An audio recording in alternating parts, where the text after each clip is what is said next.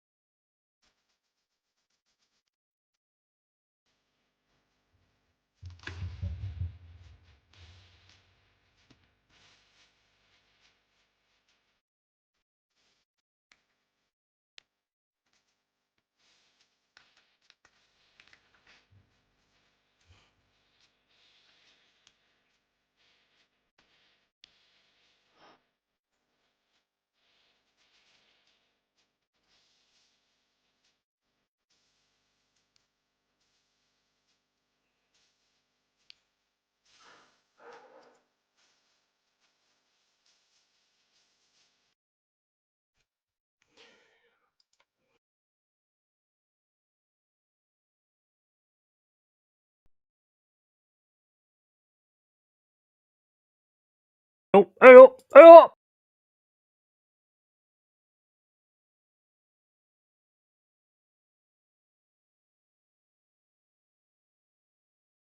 Enough as well. Hey, big up, everybody. How you doing? LongHairedYeti here, and thought I'd just do this real deal. I've got Dal waiting in the wings. So I just wanted to talk about something before that. Obviously, like we look at these new players that's coming in, and I've just checked them out on YouTube. So yeah, just looking at the Cubano because I've talked about a lot about Igor Jesus and just watching his videos, watching YouTube. That's the only sort of scouting I can do. He seems to read the game well. He's a good finisher. Tackle. He's brave as well. He's not bothered about getting involved. Obviously, it's down to the Premier League, but he also looks to find good positions outside the box from what I've seen. Young guy, obviously, which is good for the future. And he also has no problem trying to take players on, and he's very aware around the box from what I've seen, and a good crosser of the ball. And then on to Cunha, good reader of players, definitely a good reader of players from what I've seen on YouTube, and definitely a good tackler as well. Offline clearances, which is something that we do a lot, and again, got bravery, good positioning. He's a tall player and he uses it very well, and he can also pick a pass. So looking good if we can get these players in. Let me just bring Dal in, and yeah, hold up, where's Dal? There he is. Hold up, where are you? Why, eh? Somewhere. There you go. There it is. Hi, buddy. How you doing, matey? You all right? I've been better, but yeah, not doing bad. It's Monday, you know. Well, what's Same up? old Are shit. you not very well? No, I'm okay. I'm just very angry at my club right now because it's the second day of the window. We haven't signed anyone. Yeah, no. Yeah, Yeah. I've been arguing with going back and forth on art with the Ars blog, which is an old people will know him from the Arsenal, arena. He's been doing Arsenal podcasts and blogging for years. So Mm. getting into it with some of his fans on Instagram because they posted about that they think Sesko's better, and I'm not a believer. No. I don't want to take up all your time with the Arsenal stuff because I know you've got a lot of exciting things happening at your club. Mm. But I'm at the point now. It's like, Sesko's a project player. Let's be honest, what it is. He looks athletic, right? He's got the 6'5" build, but Gyökeres is on another level, and I'm tired of these simpletons telling me, that, oh, you don't know football because Nunes played in the Portuguese league. Well, Yeti, last time I looked on a map, Nunes is halfway across the world from fucking Sweden. So Yeah, what does that have to do with anything, no. right? And he played for Benfica, not even the same club. What does that have to do with anything? I'm done with these fans, bro. Just anything a top YouTuber or whatever puts out there, these fans are just eating the ass of it. And it's disgusting. They're not even thinking for themselves. They're not looking at the data. Why do I go to YouTube and see a 5 or a 4-minute video of Sesko, but I got a 10-minute video of Gyökeres? Well, I know why, because he scored twice as many goals. So he has twice as many highlights, Exactly. right? I mean, it's just the data's there, and for people saying, oh, he couldn't do it in this league, that league, horse shit. To say that he can't and Sesko can, I'm not believing it, bro. And I just think that Burton, like our man Aaron said, Burton needs to step up now, and take control of these signings. And we do need something soon. We need to do this now. I don't want to wait middle July or August 12th or some bullshit. August 28th, the same old Arsenal story, right? We get the big name in 2 weeks after the season starts. I just want to make the moves now. So yeah. Anyway, that's what my saying. morning's been. A little bit of that, a little bit of work. So, but again, thanks for having me on, and big up. Yeah, no worries, mate. Anytime. I hear what you're saying. It's always the same, though, isn't it, with Arsenal? It's always like last minute stuff when there's only certain things available. Big up to Ed Gooner. Good evening. Yeah, it's Cave and Oregon Goon, all in the chat watching. Glad to catch his show. Cheers, bro. It's good to see you. And rinse and repeat. Arsenal next season is already a write-off as long as Arteta remains as manager. Yeah, absolutely. Big up to Brian CFC as well, mate. Yeah, Brian. As to what you think about you signing Delap, do you think that was that's the answer, or do you think he's a bit young to sort of be the striker that you need at the minute? What's your thoughts? Because he's not really got in the team that much for Ipswich, so why is he going to get in the team that much for Chelsea? I suppose. I mean, I like him. Don't get me wrong, I do like him, but whether he's the right fit for you guys, I don't know. Cheap following the XG model, yeah. And big up Pepsi as well. Liverpool, Newcastle, Palace, Spurs, Chelsea, all trophy winners. Their managers did not take 6 years, 100 million to achieve success. 100%, mate. Apparently, Arsenal and Sesko's representatives have agreed today is Monday.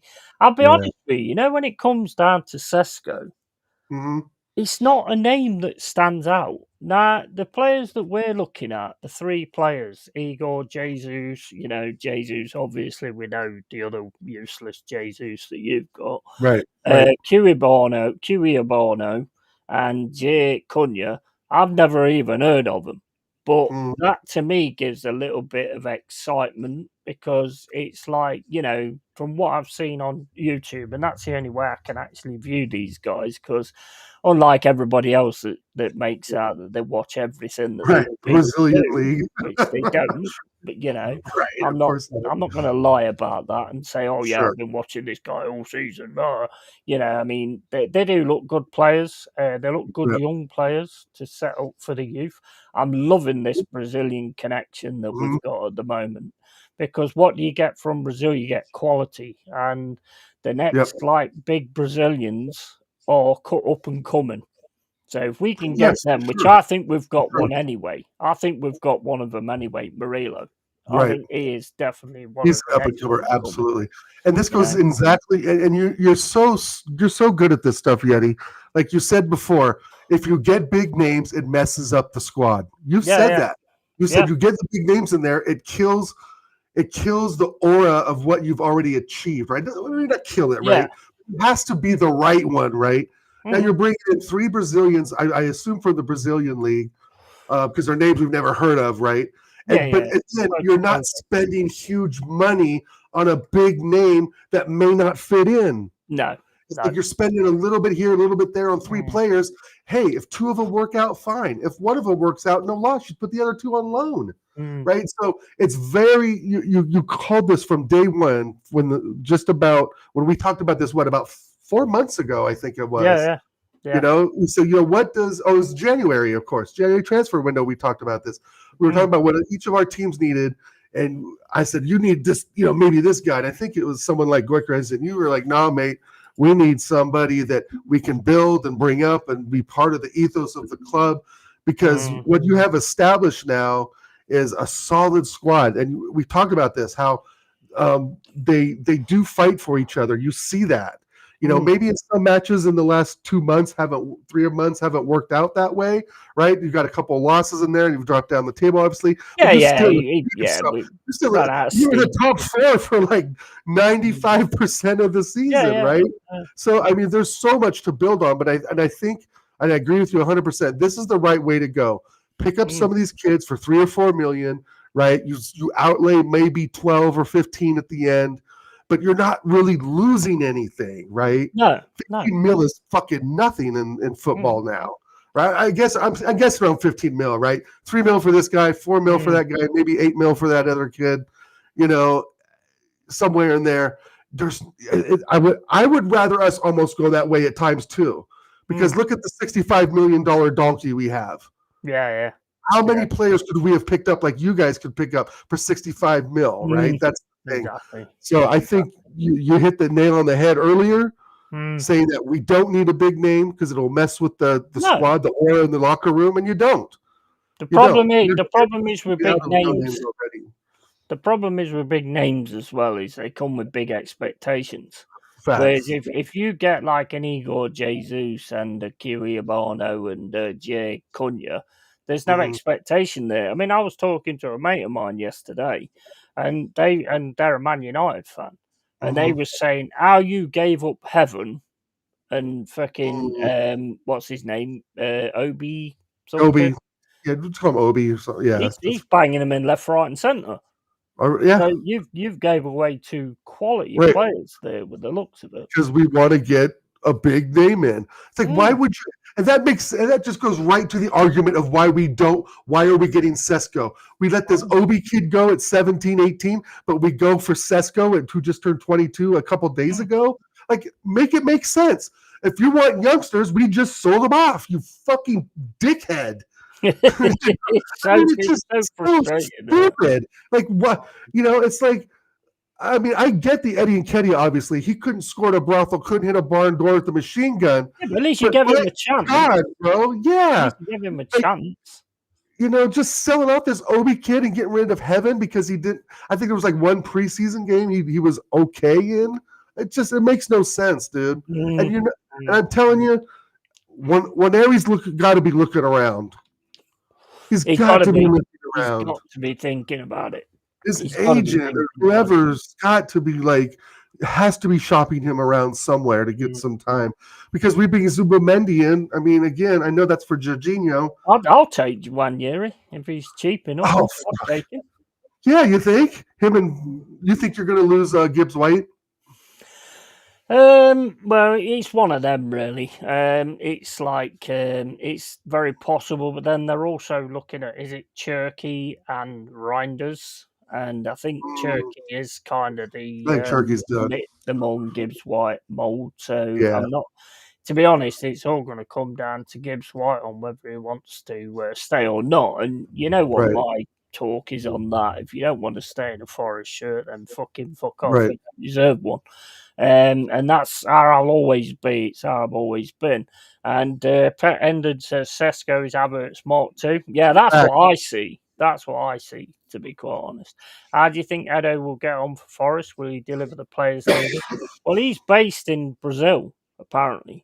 So obviously these three we've been looking at Igor Jesus for like last 3 windows, I think, and not quite got it going.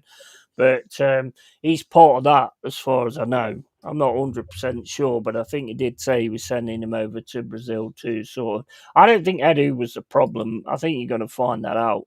I want both Gyökeres and Sesko. That's what you should. That's what you should be doing. I know. Just get them both. Yeah. Jesus is gone, right? We need to get rid of Jesus. It looks like we're gonna fucking sign him up, maybe, or keep him on his contract. I think he's up till 2027. Yeah. So if Jesus gets better, I don't give a shit because we know he's gonna get injured before January. I mean, it's bound to happen, right? So you've got to have precaution. If we spend 60 on Gyökeres and 60, let's say, on Sesko and 50 on Zubamendi, and we're able to maybe get a left winger that can play the right and left side, and I think that's a good window. I think it's an 8 out of 10 window with Gyökeres and Sesko and Zubamendi. It ain't happening though. It's not happening, is it? No, Come of course not. Let's get out of the delusion. Yeah, right. That's not happening. Yeah, right. Because I unfortunately I do think it's Sesko. Because that's been the latest rumors, because the Gyökeres stuff has kind of died down. And I've also heard now that Atletico Madrid may be in for Gyökeres. And if that's the case, it's going to be very, very difficult. Yeah, I mean, he's proven though, isn't he? I mean, he's got... You know, the only thing about like having like a big name is I wouldn't need to check YouTube, I suppose, in that way. But then again, I like to do that anyway, because I like to be able to read the player and go, look, this is what... I mean, look, what I'm going to say is this, is watching YouTube and seeing what the guys can do. That's not in the Premier League. Yeah, there's a physicality to the Premier League. And I always notice that they don't, like even Gyökeres for Sporting Lisbon, he doesn't get challenged and pushed around all that much. So you could get a difference there. But if you get a Gyökeres, you expect something right from the start. If you get an Igor Jesus, it's like, if Woods is like comes off and he comes on, you've got that opportunity that he can all of a sudden shine, and that's exactly what you want. Big up Game Ben, hope you well, bro. I've dropped you the link if you want to jump on, because I am planning to sort of do a show with you, Forest for the Trees or something, I don't know. As a Forest fan, I do like MGW, but he can just disappear in games. 60 million plus, I will have him goodbye. Mate, to be honest, 100 mil for me. Everybody goes for 100 mil, so if City want him, it's 100 mil. Evening all, kindly hit the like, everyone. Big up Tony Neri, hope you're well, matey. And Jesus only plays good at Christmas time. Yeah. Only if you believe. But he's terrible on crosses, mate. That's the problem. And he comes and goes in April, I've heard. That ain't happening, Dollar Club ain't that smart. No, but the thing is, what you're going to do is when everybody else has done what they've done, you're going to have another last day signing that's like a big signing that doesn't amount to nothing. I mean, I don't understand what you guys are doing, to be quite honest with you. I don't understand either, right? And there has been, the argument that, the Sesko deal was done before Berta came in, right? And that's true. We were with conversations with Sesko before Berta took the job. However, I don't care. I don't give a flying fuck, bro, about this Sesko kid. I only care about, like what Pepsi said. If he comes off the bench in the 75th minute to get us that 2-1 win in a fucking dark and rainy night up in Everton or some shit, right? That's what he's for, right? But Gyökeres will get us goals. He scored a hat trick against City. And I know City, blah, blah, blah, not the season, blah, blah, blah, bullshit. It's Manchester fucking City that won the treble last season. It doesn't matter. Gyökeres is a better player. He's You, just an you can all-around see better you can player. see that Gyökeres has got it. I mean, I watched that Yeah, Benfica Sporting Lisbon game, and he is just on a different planet. Assists, he's got an eye for seeing somebody else in a better position. He'll play it to somebody else in a better yeah, position. You know, he has got so many sort of arrows to his game. He's got the power, he's got the pace as well to actually get past strong people. dude. You know, he just looks he looks Tough phenomenal. as shit. Yeah. And yeah, I mean, like I say, the only another reason why I'm not bothered about the big money signings is Mm. because if I look at all the clubs that supposedly the big clubs, the reason you're in such a fucking mess is because you've made all these big fucking signings Yeah. that haven't worked out. That's why Right. you're in such a mess. And I think if you were to ask our pal Jez, like, would you take this big money? Okay, Kai Havertz, or let's say we're linked to the 3 Brazilians that you are right now. Mm. And let's say we're linked to Kai Havertz. We know what Kai Havertz is and isn't because we've seen it at Chelsea. We've seen it at Big up Leverkusen. DJ Right? Crane. We got BJ Crane, my guy. You know, we know what he is because we've had data to see it. We've seen this guy play.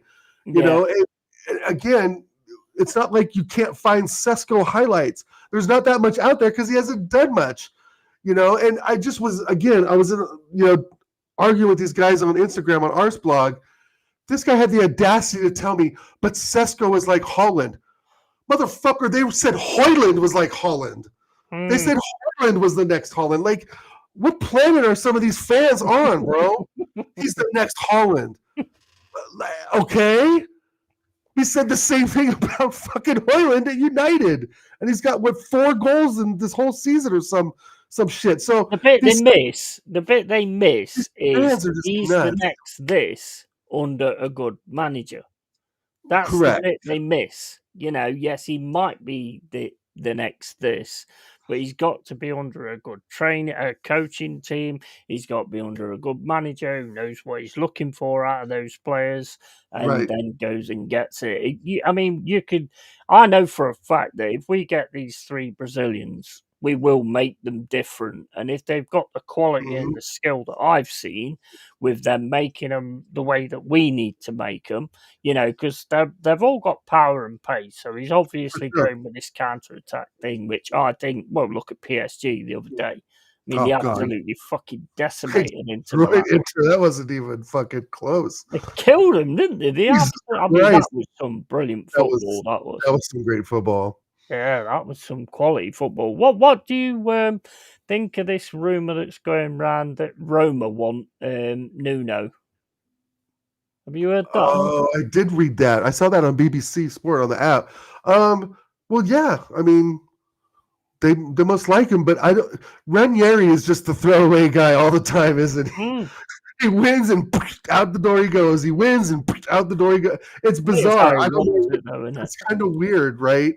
I think Roma should keep their mouth shut and just work with what they have. Why would Nuno downgrade to the Serie A and Roma's a dead team? They didn't. Well, they think I think all of it's coming through because of the apparent fallout that Marianakis and Nuno had. Nah, I'm not being funny, but I didn't see a fallout. Yes, I've said before that Marianakis doing that on the pitch. No, that's a no-no. You don't do that. Right. You know, keep it backstage.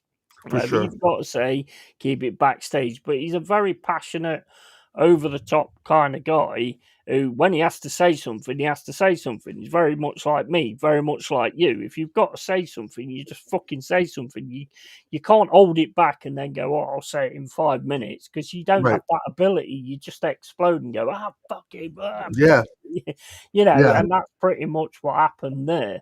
Right. The Zubamendi deal was apparently done months ago and yet not finalised. What the fuck is going on?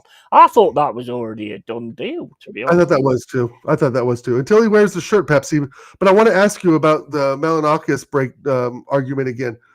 If I remember, that was a game. Didn't you guys? Wasn't that a game you guys lost like 2-1 in the last few minutes? And it was 2-2 to it was against Leicester, wasn't it? Leicester was already relegated. It was all to do with the fact of Awonyi, because I'm not being funny, but In Right. some senses, I do agree with Marianakis because at the end of the day, there was no point putting a 1 year back on. The man couldn't move. Yeah, yeah. I understand where Yeah, Nuno's coming from. We needed that right, goal, so I needed to keep right. him on. He weren't scoring a goal. Fucking Nketiah is going to score a goal more Yeah, than he was on that day yeah, because he was screwed. He couldn't move. The guy was yeah. in such a bad fucking state, and that was a poor read, in my opinion. That was a Right. poor Yeah, read. that was that game, and I think there was also sort of a. To correct me if I'm wrong, there were some games that I th- I think your owner really kind of wanted to win, and you, of course, as a fan base, right? There were some games down the end where it's just like you guys were holding on, just like we need this 3 points, just give us this 3 points. Yeah, That's kind of it was. what I It was. felt, Yeah. watching you do some of the watch-alongs. Is that he was upset at the manager one area, but he was also upset of dropping points. Like your owner wants to win. There's Mm. no Oh gray no, area no, about that at no. all, which is fantastic. And that's Ah. I get that. So I think I agree with you. The Roma thing is hype. It was a culmination of things that happened on that day, right? And maybe the last couple of weeks. I knew you and I know you were dropping points, not in losses, but in draws, if I remember, right? You guys would be 1-up, it'd be 1-1 or something like that. And it's like, fuck. The thing is, look, the way we've played this season, we was always going to run out of steam at some Right. point. For sure. You know For what I sure. mean? Because we have played hard this season. We've played, I mean, some games, yes, we've only won 1-0, but the amount of defending and the concentration and everything, mental fucking fortitude that's involved in that, there was always going to come a point where, we sort of lost our way. And in all due respect, and a lot of fans won't agree with me on this because they don't anyway, but that's just them. Everybody has an opinion. I don't think we was ready for Champions League. As much as I'd have loved to have got it, I don't think we was ready for that stage. That will come. If we continue doing what we're doing, that will come. And Gamebin says, I think for Arsenal, Sesko is the man. Years to grow, great potential. Gyökeres is doing great in Portugal in his prime. I think he's more of a risk if it doesn't work out to get Can the I cash comment back. on that? Yeah, I mean, it's, yeah. Well, Game Bin, here's the thing. Great potential, those two words. I think I speak for a lot of the Arsenal fans, especially my man Hendo and Tony in here. We're not looking for potential. That's I the think point. Gyökeres is built for Arsenal, personally. I think Sesko's a good athletic player, right? But but the thing, Game Bin, what you're saying there is great potential. Us fans, potential's great. We've been told this story though over and over. Oh, this guy's potential. He's so much potential. It's like trust the process, isn't it? Yeah, we don't give a shit about trust the potential process. or growth of a specific player anymore, right? I want proven articles, Game Bin, articles that have scored goals. Why waste my time on another project player? And Hendo said it perfectly in the chat as well. And no offense, Game Bin, at all. I'm not trying to, be like Debbie Downer. It's just like we as fans have heard great potential for so fucking long, man. Like it's just those two words. I just can't listen to that anymore. Give me somebody without potential, right? Give me someone with great results instead of great potential. I want someone with great results. You know what? I agree with you. I think we're at the stage where we need to be getting potential. More money anyway. We need to be getting potential. Right? You need to be getting the fucking job done. Correct. And in my opinion, Gyökeres is the perfect striker for Arsenal because he will look for other players. You know what I mean? From what I've seen, look at his assists, look at his goals. He will look for other players if they're in better position. So I think he would be actually the perfect striker for Arsenal. Sesko, I don't know nothing about, to be honest. I don't know nothing about. He's a tall, lanky guy. I mean, I think Ananguna covered it there, really. He just looks like another Havertz. And I hear the argument about, like, obviously the last month or so, like, oh, the Portuguese league is different. Is the Bundesliga really that much different than the Portuguese league? Bundesliga is not all that either. I want to say that's kind of a false equivalency. I just, like I was saying earlier, Game Bin, somebody was arguing to me about, well, Nunez didn't do it at Liverpool. Nunez is from Uruguay. He played for Benfica. It's not even like the same. Like, how can people make those? How do people make those things equate? How is that equal? It's not. It's simply not. And you're right. Either player you get in is a gamble, right? But that's why I was saying earlier, I agree with Yetis and the process that they're doing this. If you spend 15, 20 mil on 3 players, you're really not losing much. Yet you're also building your bench. You're bringing in Brazilian talent, which is obviously one of the world's best. And if 2 of them work out, great. If you loan the other one out, or if one works out, you loan the other 2 out. You're just not throwing down 70, 80 million pounds or dollars, euros, whatever. Big up assembled. I agree with that more, but I think as Arsenal fans, we don't have time to go get 3 no-name Brazilians for what? We need proven winners now. We're at the precipice of winning. We just need to score more goals. And then, of course, there's the whole Arteta factor, which I'm not going to dive into yet. You know it. I know it. The player comes in, Arteta will do different things, right? But we don't know that for sure. Yeah. We don't know that he's going to coach the talent out of them, right? I mean, that's our YouTube for you. We don't know that. You can only sort of talk from your own perspective on what you see. And when I look at Arsenal, I just think you're wasting so many things. I mean, when was the last time that Arsenal bought in? I mean, like today, right? Like the other day, well, I posted the other day, Leroy Sané. Yeah, you and Spurs are looking at him. Look at his injury record. He's 29. Look at his injury record. I know, yeah, and he was a good player for City and all this, that, and the other. But what's happened to the days when Arsenal bring those players in and make those players? I mean, you've got Martinelli, who's just like he's just swimming along, isn't he? He's swimming along in the sea. He's not really doing anything amazing or anything like that. Yeah. That was one of the last ones you got that's like, was potential. And look where that potential has gone. It's gone nowhere. It's got his second place 3 years in a row. But I mean, it still doesn't mean anything, right? You're remaining losers. I mean, right. Good stuff. From what I believe and what I've read and heard is that Martinelli's our bargaining chip in attackers, right? If you look, I mean, we got Trossard, but we're not going to get much for him at 29, 30 years old, like Sané. So a real only bargaining chip with some value that, an ability would be Martinelli. And to get rid of him for Sané, let's say, it would be catastrophic. I don't understand. Yeah. I understand the Sané move. I think he's better than Sterling, but it is another Sterling type thing, right? Essentially. Like you say, though, he's 29 and his injury record as well. He's fucking ridiculous. I think he's a year younger than Sterling or 2 years younger than Sterling. I don't know. For backup, sure. But again, it's like Sané, if we got Sesko, Sané, and Zubamendi, that's a 4 out of 10 window for me. I'm sorry. That's not good enough. And Tony Neary is absolutely spot on here. Also, Dal Arteta proven that he can't grow players, so someone with great potential would just be wasted.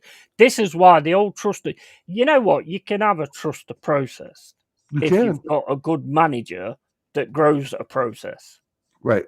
But you've got a manager that doesn't grow a process. He just finds signing Jorginhos and Williams and fucking other, I mean, an 18-year-old goalkeeper. I mean, the only good thing, I'll be honest, the only good thing he's done in 5 years, in my opinion, is putting Lewis Skelly on that fucking pitch. Oof, that's a good one. And 1 year. Yeah, I mean, I don't like that he's overplayed Saka, but I like that we use Saka a lot because I think he's probably our best player. One of our best players, definitely in our top 5. So I like the way that he's used Saka, but not overused him. Right? I want to be clear about that. I mean, there's still fans that are thinking. There's fans that still want Havertz and Moreno as the backup, bro. Like, because like, why change what's worked? Well, we didn't win anything. Well, Like, yeah, no. and you I hit them didn't with work. that, and they just ignore you. Like you just don't exist anymore. Mm. I don't. I do. Yeah, the Pep graduate. Yeah, exactly. I don't know what to say about the Sane thing. 2 seasons ago, I think we were linked to him. I would have given, 27-year-old maybe throwing 15 mil Bayern Munich's way, 20 mil Bayern Munich's way a couple years ago. But he's been injured so much. Northside was on earlier today, just going through the list of injuries. He just read halfway. He's like, no thanks. Yeah, he's yeah. Where is this process to where, not only does Arteta contradict the process, right? Because he says one thing and does another, and vice versa. So the process is really kind of like in this ether that nobody really understands. There is no fucking process. There is none, bro. There is no process. I It's mean, look at this from Pepsi, right? Brian and Burmo has decided to give priority to Manchester United move this summer. I mean, what? I mean, look where Man right. United But finished this season, and he wants to sign for Man United instead of fucking. I mean, I'm sorry, but there comes a point where you look at it and you think, well, why would he not want to go to someone like Arsenal? we haven't Why are your done team anything. getting overlooked by these players and all that? Because at one time, you used to be the team that actually fucking got these players, and now they don't even want to fucking sign for you. Yeah. I don't blame It's them. ridiculous. Well, I get why. The United thing is fucking bizarre. I mean, Jim Ratcliffe was on an interview I saw on YouTube saying they would have ran out of cash in December completely. Who would have ever thought? Hey, it's not my fault you're spending 92 mil on fucking Anthony. It's not my fault you're spending 90 million on Maguire and however 70 million on Hoyland or whatever. Yeah, I mean, it's just they're so dumb financially. It's just ridiculous. Maguire's been decent at times, though. I mean, at times 90 mil, decent. Anthony's 90 mil, fucking awful. I expect Van Dijk level for 90 mil. Well, bro. Gabriel, Jesus. Yeah. I mean, they've made a lot of signings that have just made no sense. And this is why, and I've had this argument, I mean, Alf, when he was saying, oh, no, you're not going to do anything unless you sign big players. Excuse me. Look after your own club. You're signing big players. Look what you've done this season. Look after it. Yes, you've got Champions League. We beat you. You've had struggles, Manchester City, I'm talking about, and stuff like that. You're trying to revamp yourselves and stuff like that. I don't want these big fucking money players. I don't want them. That's our club's getting shit. Well, and to steer back to Arsenal's Gyökeres, that's still a lot of money at 65, 70 mil. For, that's still not, it's not a $30 million player, but also a player that's, let's be honest too, is recently linked to Napoli, right? And we know who just went to Napoli from Man City, just wore the shirt yesterday of one KDB. So, I mean, I just think that if you're Gyökeres, do you look at Napoli and think that this is a better? They got Conte. They just won the league. They're obviously in Champions League. I think that could be a move. I think he'd like to come back to England because obviously we've been with Coventry before. There might be something in him that's thinking. So let me ask you this: you know how much money they've put on him to buy him? A lot. No, 60 mil. 60 mil. According to the guy that I know who's a Sporting Lisbon fan, he was saying that they put 60 million price tag on it. I think that's a fair price for him. That's fucking unreal, mate. Yeah, 102 goals in 2 seasons, exactly. In a few seasons' time, or if we had got UCL, then I would have said, go out there, fucking get it. If you, I think if you're Gyökeres and you have your choice between Arsenal, Atletico Madrid, and Napoli, what would you do? Arsenal, Real Madrid, or Napoli? Atletico Madrid. Atletico Madrid. Well, it depends, because if I want to get back and prove something in the Premier League, then I'm going to Arsenal. If you want to prove something. But what if you just say, I just want to go to a winner, and I know Arsenal haven't won anything, but You know, I who do you don't do? know. I don't know. But I mean, I think if it was come down to Real Madrid being interested in him or probably PSG, then I don't think you've got a chance. Oh, PSG now, yeah, especially since they won. But I think the Dembele, right? I mean, Did you see the kickoffs after that? no, I didn't Can even see you the last imagine goal. It if was it? 4-0, and I walked away. Can you imagine if they'd lost? Fucking Oh hell, shit! man! They went Yeah, fucking those mental. fans are crazy, bro. Oh, mate, I tell you what, I was saying to my mate the other day. Those ultras are different to anything we've ever had in this country. They are Mhm. absolutely fucking mental. Yeah, Absolutely mental. Even if they win, they beat the fuck out of everybody. It's right, crazy. right. PSG are from Farmers League. They beat Liverpool, Arsenal, and Villa on the way to battering Inter. I tell you what, the other night when I was watching that was They carved them absolutely open. amazing. Even my missus will watch it. She doesn't really watch. She watches some of the Arsenal games with me, but she doesn't watch Champions League. Right? She doesn't fucking know PSG, Inter, none of that. It wasn't a very fun game for like a neutral. I mean, it was great to see their skills and the way they counter attacked Oh, I was thought it was a fucking great game for beautiful. neutral. I thought It's it's a great game for beautiful. neutral. Yeah. No, but I like to see a bit of back and forth. Oh I'm yeah, one of yeah. If those it was, kind of fans. yeah, yeah, me too. If it was a 5-3 or 5-4 game, that would Yeah, have been like yeah. That's exciting what for I sure, like. for That's what sure. I like. But you can't. But right. But when it's one, it's 2-0 in 30 minutes. I Mm, mean, what can you do, right? And that fucking Due kid is phenomenal. Vitinha is incredible. Jao Neves mm. incredible. I have, I have a newfound respect for PSG, especially for getting rid of Mbappe. Yeah, yeah, That- yeah. I mean, they got a shit ton of money for him.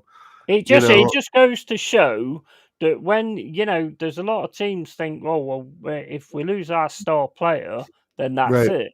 But it's not, because if you lose your star player for good money, you can bring in another three players that makes you into a team, and you don't rely on the star player. So I think that actually works in that Well, and respect. also look at Luis Enrique bringing up Due from their Mm. academy at Oh 19, yeah, 20 years old he was and playing awesome the as well. Champions League final. Where's Waneri?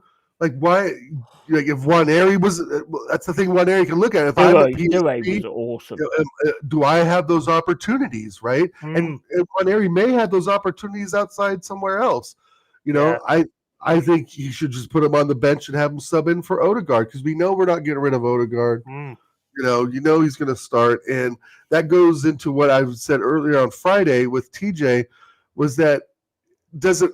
Let me ask you this: doesn't matter what striker we get in as long as we still have Odegaard doing Odegaard things? Let me ask you that. No, because he never plays to the striker.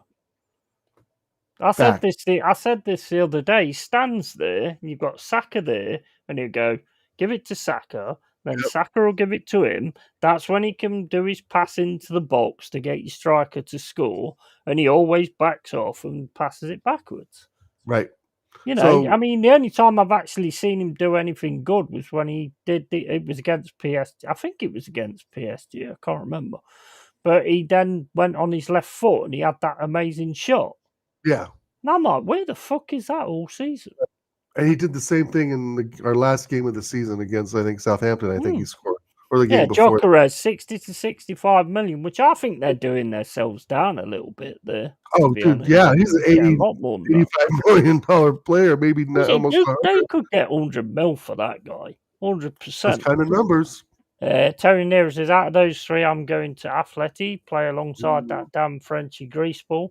Yeah, I mean, I probably would, but I think the Premier League is like one of these leagues that's sort of really up and coming. We're getting loads of Champions League spots and all that kind of Right. stuff. So, and I think there must be something in him that, I mean, I don't know. I don't know the guy. I'm just saying for Sure. myself that he might want to prove something, having been in Coventry and play for Simeone. Yeah, that's another. Yeah, very good point. I mean, and he would fit really well. Big up, Mavaflossi. Hope you're well. Yeah, The mama. link's in the chat if you want to jump on. PSG counter attack reminds me of Forest in their Pom Yeti. It was, yeah, 100% assembled. You have hit the nail on the head, mate. It was fucking phenomenal. That was some of the best counter attacking football I've seen for a long, long Yeah. time With, since the 80s. I'll be with honest, it is. a 5-man midfield with Inter, they just could not get the ball. Couldn't do anything. They couldn't do anything. And so do you think that Inzaghi loses some credit in the bank for that? That was a thrashing. It wasn't like it was. He had no answers. He was like Right. He DJ. had He had none. no answers. Yeah, right. And so, and it's like Arteta, no answers half the time. I think a lot. All these managers. I think, and I'm going to give all of them a break here for about 10 seconds. I think could use a good shot of tequila, because the thing is that it really, when it comes down to it, it really is the players, in my opinion. It really is. You can get on a whiteboard and you can tell the number 9 to do this, your number 10 to do this, your number 6 to do this, etc. But if they can't do it, right, time after time after time, then I've been saying this for ages. Then sometimes it's just lost on them, right? But like you said earlier, there's no real process at Arsenal. I mean, that's just fucking hyperbole and marketing bullshit. The thing is, right? If you as a manager, I can join a team and I can turn around to that team and go, right, what we need you to do is you press, and when you press, that's when we all come into action. If that guy that I'm asking to press gets beat but for 2 or 3 times by that winger, and then his confidence goes and he's like, oh, I can't get near him or anything like that, your tactic don't work. Yeah. So then you've got to switch it and go, right, we're going to do something different now. And that, to me, is what Arsenal don't do. They don't switch it. They don't try and... I mean, look, I'll give Arteta credit for making them a bit more conservative. Pretty much the same as Slot has with Liverpool. Difference is, Slot's done it right. Right, he has Arteta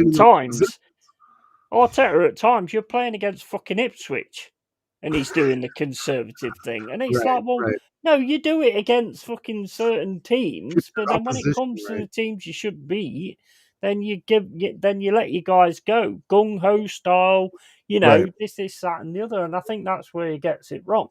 And in Guna, the thing is, Luis Enrique is a proven manager that has had success when utilising young players. He did it at Barcelona. Arteta just carried water bowls for Pep. 100%, mate.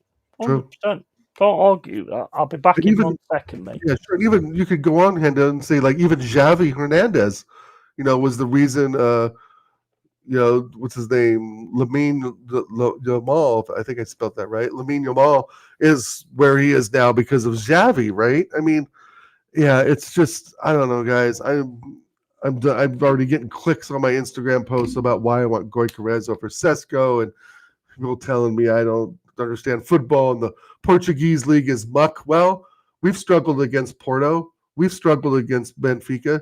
Man City struggled against Sporting. We didn't. Obviously we pounded them. But, is that to say that because is Gyökeres bad now that is Gyökeres bad that we beat him? No, we had Gabriel and Saliba. I think Gyökeres is the way. And I think Sesko, again, is a decent athletic footballer. Great potential, which I do agree with, but just not at our club.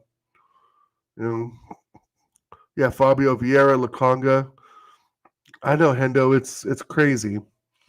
I don't see where this is going, and I don't see why they can't just get both of them.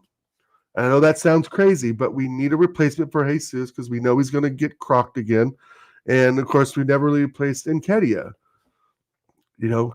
And the thing too, guys, is that with a striker, where does that put Kai Havertz? Well, it probably puts him at left mid, right? So you can already see the makeup of the midfield. Let's say we keep Martinelli. If we don't, let's say just Trossard, Gyökeres, and Saka, and a midfield of Havertz, Rice, and Odegaard. If we do sign Thomas Partey to another 1 or 2 year extension, he might not even start, right? Zubamendi could be starting there. So, or Rice. I mean, it's kind of a good problem to have. We have 3 good defensive midfielders, but who's going to score the goals?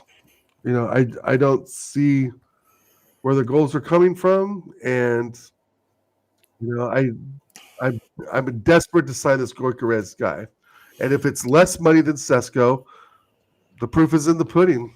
65 million for Gyökeres. 72 or 65 million for Havertz. Right. Right. That's because Chelsea raked us over the coals for the fucking Havertz deal. Because I think Goikarez for 60, 65 mils a fucking steal. That's a good deal. At the end of the day, I've heard that is amazing. Giving him at the end of the that'll be 65 million euros as well. Right? So that'll probably be about what 60, 50 odd million or something. I don't know. 60 odd million pounds. Yeah. I just think like Sesko. But there's a player in Havertz. Just told you that there's a player in him. I mean, yeah, he has like scored a few goals this season. I think most of them was accidents. It's the basic things. Like again, I go back to the Moreno goal in Madrid. I'm sorry, Kai Havertz doesn't score that goal. Kai Havertz doesn't turn on the ball like that and whack it far post. He just doesn't turn, and that's been part of it too. Is like, do we? What are we really looking for in a striker? I want somebody to just turn on the ball and smash it in the back of the net. But I also want someone like Goikarez who can dribble through defenders. Sesko mate, strikers ain't made to score goals. Well, not at Arsenal. No, well, I don't know. I ain't seen a striker at Arsenal for I don't know how long, mate. But getting Sesko already lets other teams know what the plan is. It's going to put Odegaard lobbing balls in the box to a 6-foot guy that can actually head the ball. But when does that dry up? Just like our set pieces dried up in December with Gabriel. When he stops heading the ball, then what? What else does he offer then? What's your rundown on Sesko? My rundown is that he'll play as a false 9. He'll come back to defend too much. And when we go on the counterattack, we're going to look for this long, lanky fucking giraffe to come running down open up the channels and make the runs and play a fucking through ball to him. And that's the thing with Odegaard. If those runs are made, he doesn't deliver the ball. The striker is offsides, has to run back. The defense is now set. They go into a low block. Havertz doesn't know what to do. He passes it, like you said, to Saka back and forth like pinball. And then finally someone raises their hand that they're open. That could be Sesko. So he lobs the ball in there and he has to head it. That's going to be our tactic. Is I believe he played, like I said, false 9 to help defend, and fucking goes back and Hendon says the assemble spot on. Yeah, but you're not. Yeah, but the thing is that makes no sense to me because you're not a long ball team. It's not long ball, bro. We're having to open up, having Sesko. See, my thing is because I've seen the clips, and like Connor was on Friday too and saw the same thing. Sesko plays deep. So he's waiting for the midfield to get the ball. He looks from his shoulder to make the run, and that ball through the line. Right through the line, it doesn't have to be aired up. Like we know City. It could work. It could work. It has worked with Havertz at times. But again, if that doesn't work, then we've given the ball away. Odegaard's still dinking around with it. I hope it doesn't work. I don't know if it changes. I know you don't. I don't know what the change is. Like when we get, like people have said, the low block. All strikers struggle in the low block. Like, let's be honest. It's not like one struggles, maybe one will struggle more than the other. Sesko, I don't think, will struggle in the low block as much as Goikarez. Fair enough. You know how you beat the low block? Hard work. Yeah. You basically, to me, I think low block's so easy to beat. You just have somebody who's like a Saka or someone like that to run, make a decision, and then you can get a free kick outside the fucking box, which should be an Odegaard chance to put in the fucking net. Or Rice. 100%. I'd say Rice, actually. Right. I'm sure. I think Sesko can be kind of a poacher. And again, if we get I got a couple of minutes, bro. I got a meeting here soon for work. But I guess to kind of summarize my Sesko thing, if we get Sesko, it's not like the fucking sky is falling, right? Let's be honest. We need a striker. He is a decent striker. He has very good attributes physically, athletically, right? But again, it's the age and the experience that I have an issue with, right? It's the great potential. Now, again, if we sign him with Goikarez, I think I think we can lift the title with that. But I think Goikarez, even without Sesko, gives us a better chance. Front? What's that? You thinking too up front to sign him with Gyökeres? I think I would love to see a 4-4-2 with Sesko and Oh Gyökeres. yeah, 4-4-2. That's He's what I like would a do. dying breed, isn't it? You He's just drop Rice back a bit. You let Odegaard go forward a bit Mm. on the right inside, and you let Saka and Martinelli, Trossard do their thing, right? And that may even help Martinelli at times as well, right? Because there'd be that other attacker up there to help support. Maybe his head lifts up a little bit more, or What maybe are you we still thinking though? You thinking of 4-4-2 like Diamond? So you've got like no, Odegaard. No. no, just a Yeah, flat but you 4-4. can't. Yeah, but you can't have a flat 4-4-2 with Odegaard in it because he don't tack it. He's not No, going to do the hard work in this. that's In what I'm the saying. centre. You just party drops back, Rice drops Is back. that all it is? Push. Is that how it works? Push. I mean, you should be a manager, mate. All you got to do is go on the Right. All you pitch got and to do go is this. push. Hey, I coached eighth grade basketball this spring, as you know. The thing is that no, but I would do what Sir Alex 4-4-2 did, right? Yeah, You Paul Scholes in the middle of the gap. You drop your CDM back just a bit, yeah, you know, yeah. at the edge of the circle, and you have your wingers fucking do all the work, right? You And you know, have a the reason I think we don't do a 4-4-2 nowadays is because it's harder work on the players, and I think they want to kind of make it yeah, more easier, like on the players. You know, like you get players like back in the day, you get somebody like Yamal. Yamal's right. like a prime example. You give him the ball, he'll just go, "Fuck this! I'm running past this guy, Sure, that guy, and the other guy." Whereas nowadays, it's like you'll see a player get the ball and you'll think, go on, run past him, take him on, take him on. Oh, no, right. he don't. He plays it backwards, you know. And I think, like, this is, and it kind of, in a sense, works in our favour Mm-hmm. because if you keep doing that, then you kind of stay outside the box most of the game, looking for that perfect, which is something that Arsenal's been accused of for a long time. Perfect. Well, That perfect fucking ball. It's not about a right. perfect goal. It's about a fucking goal. The ball. Yeah. You Right. just Right. want It's to not about score the ball. a It's fucking the ball. goal. It don't matter Right. how amazing it looks. And Look at the that's where one Havertz. Tottenham got. Look at the one Spurs got. Yep. In Europa, it was the shittest goal you've ever It seen was in off your Luke life. Shaw's arm. It was It off was Luke Shaw's arm. absolutely garbage, and the Oh, whole I know. game was Yeah. garbage. Oh, But you that know whole they thing won that it, was a so shit fair show. play to them.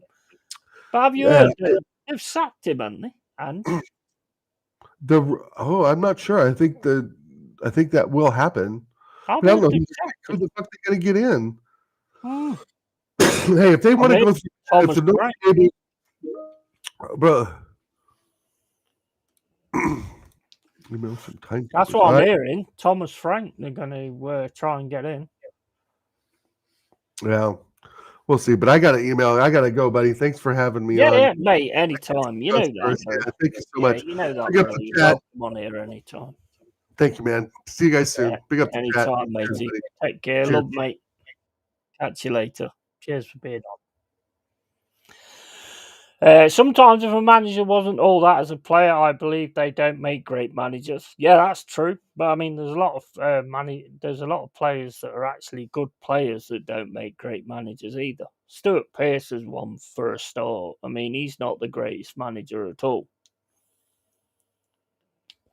I think it's one of those things you're either good at it or you're not. I mean, look at that guy. What's his name? And that's taking over Real Madrid. What's his fucking name? The guy that was at Leverkusen. I can't remember his name now, but yeah, I mean, look at him. I mean, he was a decent-ish player, to be fair, for Liverpool, but he made a good manager. But I think it's just. I mean, look at Gerrard. I thought Gerrard was going to be an amazing manager, but he hasn't proved anything yet. Same as Lampard as well. And just look at the players coming back to Arsenal from loan, Fabio Vieira and Lokonga. I think it's crazy, isn't it? It's crazy. Sell Havertz back to a German team. He is surplus to requirements. Absolutely. And the problems Arsenal are having have been coming for the last 3 years. Arsenal have done nothing to prevent it happening. Yeah, spot on. Spot on assembled. Spot on. And just sack him now, save the new season. Yeah, unfortunately, I don't think that's going to happen. I mean, I don't want it to happen. You can keep him. Let's get ourselves sorted out, and then you can get rid of him. December, Wenger was not a great player. Neither was Mourinho, and Brian Robson was a great player, but not a good manager. Henry is not a good manager either. Yeah, it's one of them, isn't it? I think you either sort of take to it, and Tony Adams. Look at Tony Adams. I thought Tony Adams was going to become an amazing manager as well, and it's not really worked out for him, has it? Exactly, DJ Crane. Oh, bollocks! I pressed the wrong fucking thing now. Dal Sesko has gone from 18G to 16G to 14G a season. He has it repressed in the Bundesliga under Arteta. He won't hit 10G a season. Yeah. Are you talking about cocaine or goals? I don't know. Observation, and number 9 is made visible as a player to hold up the ball. How is it possible we are working without a striker? Arteta is dreaming. Yeah. And Arteta said Arsenal need a 20-plus striker and buys a regressing striker for 95 mil. Crazy, isn't it? Crazy. And but Henry, etc. have presence and respect from players they come in contact with. Yeah, I agree with that, but even that only lasts so long. Like when Stuart Pearce was manager of us, I think that he'd kind of lost the players, he'd lost everything, but they put that performance on to beat Derby as his last game before he was sacked. Which was gutting for us because obviously we wanted to see him sort of go on and do better. But I think they did really put on a performance for that. Big up to DJ Crane. Thanks, mate, for the $5. Appreciate it, matey. Super chat, 5 USD. The only perfect goal Arsenal scored this season was Stina 1-0 to the Arsenal women. Yes, absolutely. Big up to the Arsenal women as well. They won the Champions League, didn't they? And the women's football is really starting to rise, I must admit. The assembled agreed with the respect aspect, but being a great player is not a guaranteed metric to be a good manager. Yeah, exactly. Yeah, Xami Alonso. That's it. That's what I was trying to think of. Cheers for that, guys. But yeah, I mean, not every. I mean, look at Clough, right? Clough was up among some of the top goal scorers, 250 goals in how many appearances I can't remember. But he went on to be an amazing, well, the best ever manager, in my opinion. And that'll always be my opinion. I may be biased, but that is my opinion. I mean, do any of you guys think that Gerrard should have been a good manager? I think Gerrard should have been a fantastic manager, but it don't seem to be working out for him, does it? Like I say, Tony Adams. You're talking captains here as well. Just because you make a good even Roy Keane. Roy Keane's not a really good manager, is he? Let's face it, he's not really done anything amazing, has he, as a manager? He's an absolutely amazing pundit. He's brilliant pundit. I'd like to understand. I'd like to know why Roy Keane never got to be a commentator. I can imagine why, because I don't think he would have fell for any of this bullshit, and I don't think he would have gone with it either. I would have loved to have seen Roy Keane as an actual commentator, because I think he would have called everything out. I think he would have called everything out, and I think that's why he's not actually a commentator. He's not the kind of guy that just fucking lets things go. He's probably the most fucking Cluffy mold kind of person that I've seen. He just says it how it is, and I love him for that. Love him for that. The rest of them, like Gary Neville, who's still crying about getting banned from the City Ground. Well, look, have your opinions about football, but don't turn around and say, does Marianakis think he's part of the mafia or something like that, when that kind of thing's going through the news anyway, when people are already saying this thing about Marianakis being a drug lord and all that kind of stuff, and then you turn around and say that just shows how smart you are, doesn't it? Idiot. Apparently, Gerrard, like Henry, fell out with players they managed and lost their dressing rooms. Gerrard may be going back to Rangers for another try at managing them. Yeah. I mean, I'd have thought Gerrard would have made a good manager. He's a cracking player. I can't knock Gerrard at all. Dirty fucker at times, but he was a cracking player. Had an amazing shot on him as well.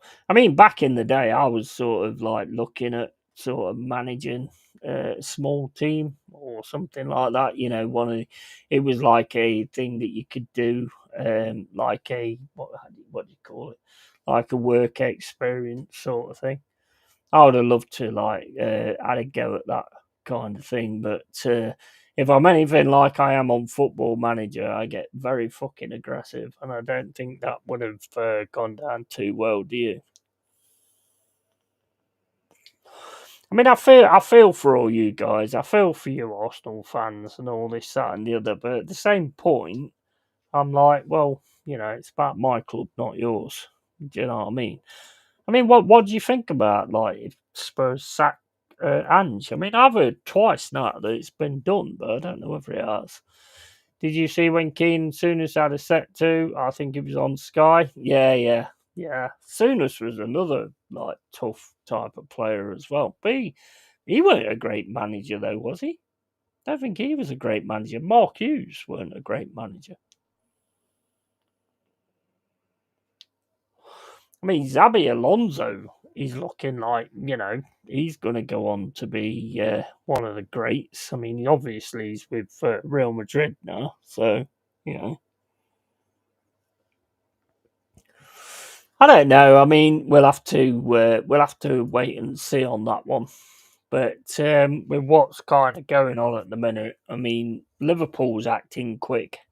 You know, I think they've got Frimpong already. Florian Wirtz, last I read, is turned down. There's been a 130 million bid turned down. Don't know much about him either. Florian Wirtz. Never actually heard of the fucker, to be honest. I used to be so keyed in with all the players and stuff like that. Not nowadays. Don't know half of them. But with our Brazilian connection, I think a Brazilian, you can't beat having a Brazilian connection to players and getting younger players in because, you know, there's going to be another quality fucking Brazilian player coming at some point. And if we can manage, well, personally think it's Murilo, personally. But Liverpool are on the verge of signing Kirkez as well. Houston's going to be going to Real Madrid, with the looks of it. So, you know. I think what Arsenal need to do, right, is be signing players for the first team. Gyökeres, definitely, in my opinion. If they're serious about what they're doing, Gyökeres, definitely. And then just like build the team, build the squad, and then start buying a few young players as potential. Because I don't think anybody has any problem with having players with potential when you've got an actual team to back it up. If you've got an actual team that you can put out there week in, week out, and then you've got the potential on the bench, I don't think anybody has an issue with that. But when you've like got players in your first team that are just potential, that's where it don't work. Gerrard and Henry were fast tracked too quickly, in my opinion. Yeah, I think you're probably right on that.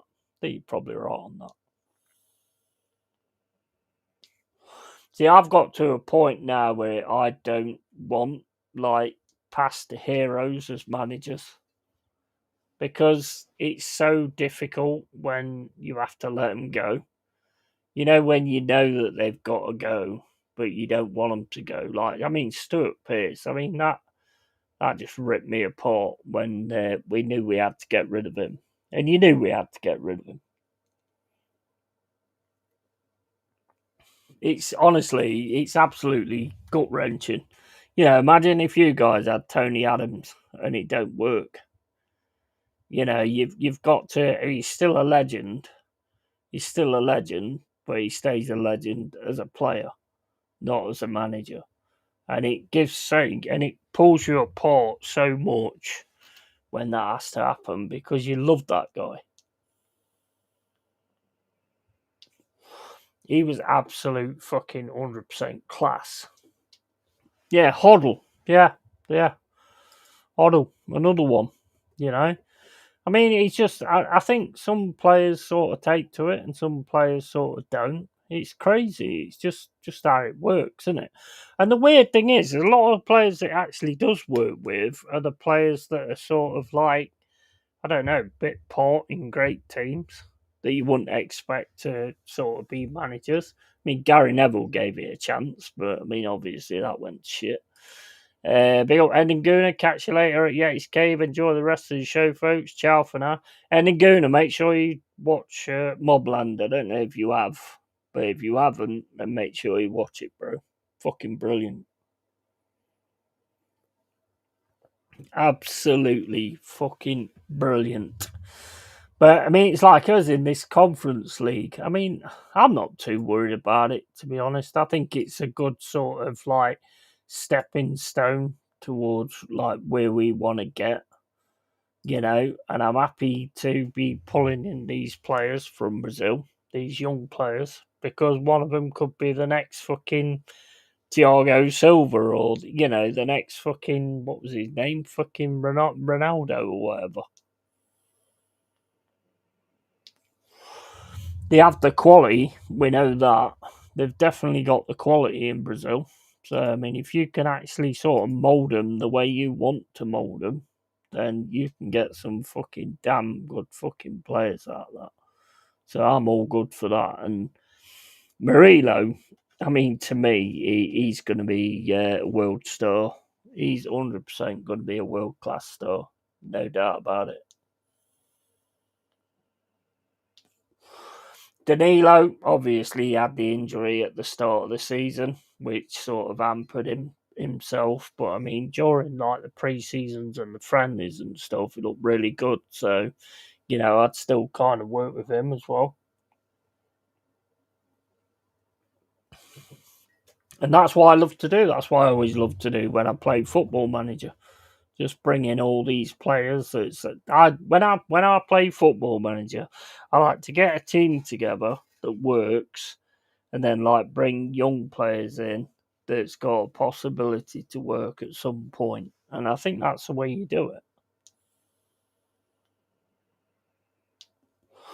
That's the way we need to do it. And also, Leicester look like they're going to be docked 12 points straight away, which is great because I was arguing with this Leicester guy the other day, even though I don't care about Leicester, never have.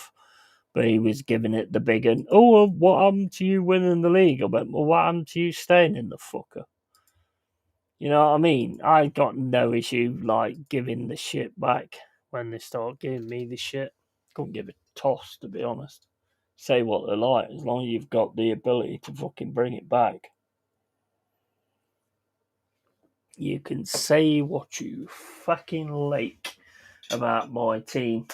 And yeah, I mean, look, I think the biggest worry for me is if we keep the players that we've got.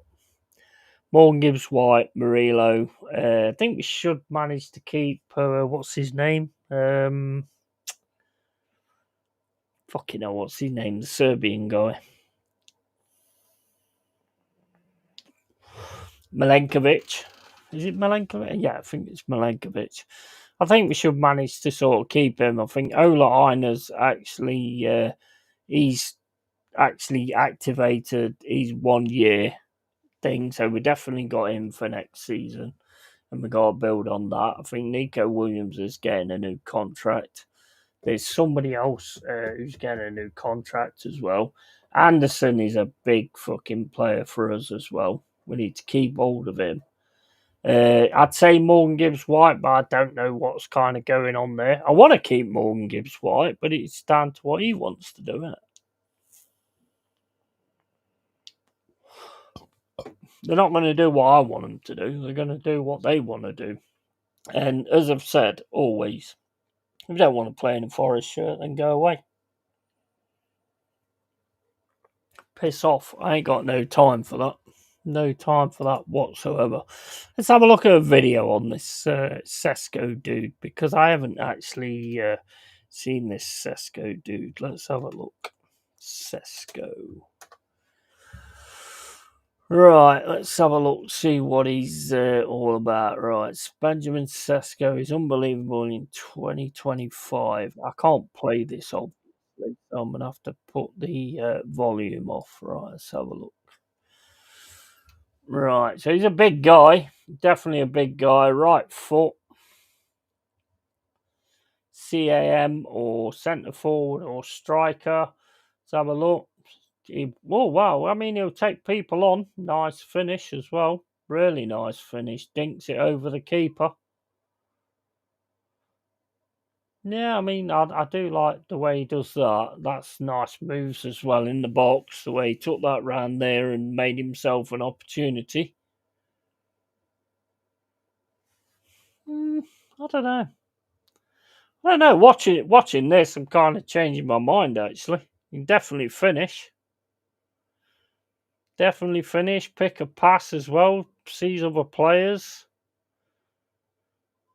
So yeah, he looks all right.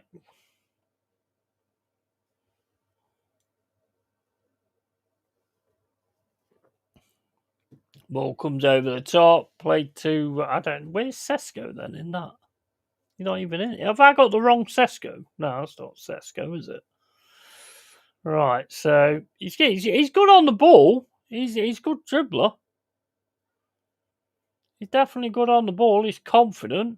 He'll take it round people as well. Good finish again. Good shot. Great shot. From outside the box. Beautiful shot. Yeah, I don't know. I mean, he moves well. He does move well, and he gets in good positions from what I can see here.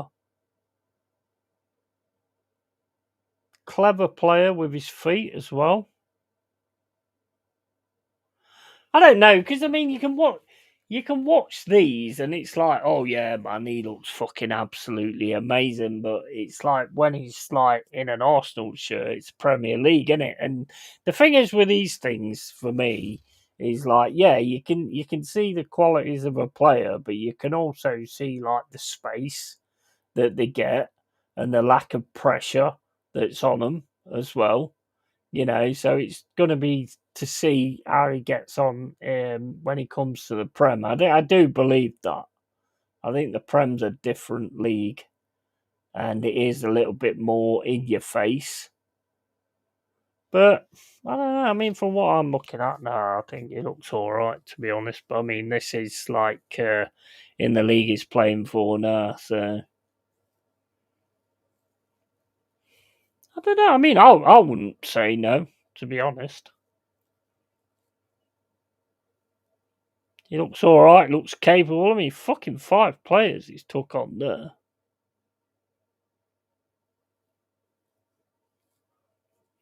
I don't know. I think I'm changing my mind actually. I'd still go Jokeres, but I do think this guy looks decent as well. And he's only 22, isn't he? How old's Jokeres now? No, I mean, watching that video, I think he looks all right actually. I think he'd be quite a good fit, to be fair. Be right back, says Mama Flossie. But yeah, I mean, I don't know if we've actually signed those players. I mean, I have seen like on YouTube, welcome to Forest and all that kind of stuff, but I don't know whether that's because they've actually signed the players or not. You know what? I cannot stand people that use other people's content. It just winds me up. If you're a creator, create something. You shouldn't have to be stealing shit off other people.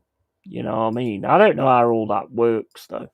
So I don't know what you. I mean, I get things all the time that say that somebody stole your content on this or on that, and I'm like, well, And I watch it, and it's like, well, it's like they've got the, when play that Doom Dark Ages. It's like they've got the Start FMV on their video. I don't care about that.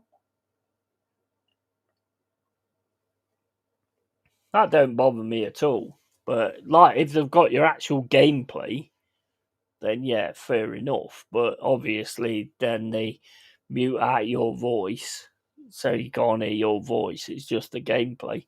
But you know what? I look at it like this: I must be an amazing fucking player if they're taking my fucking gameplay, to put in their videos.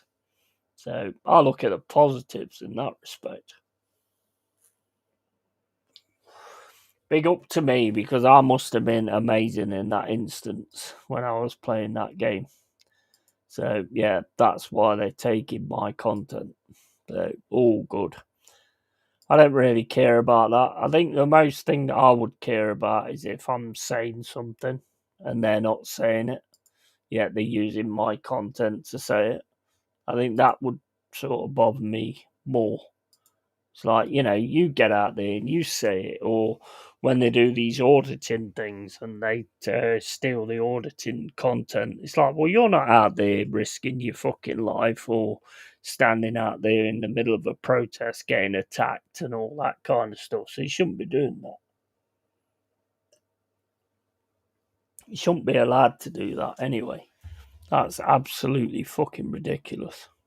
Can't be doing with that shit. Right, let's have a look at this.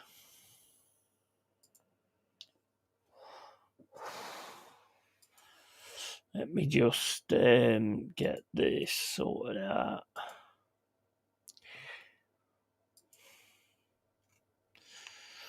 Oh, mate, I went to the pub today. Oh my days! I don't go to the pub that often, to be honest. But I went to the pub today, and basically, it's like fucking. It's that 30th. I went to the pub today, gets myself a last drink. Fucking pub was absolutely dead. And then somebody comes up to me and says, "Oh, is the pub closed?" I went, "I don't know. Is it?" I mean, I was outside having a drink, and then apparently they'd locked the fucking doors.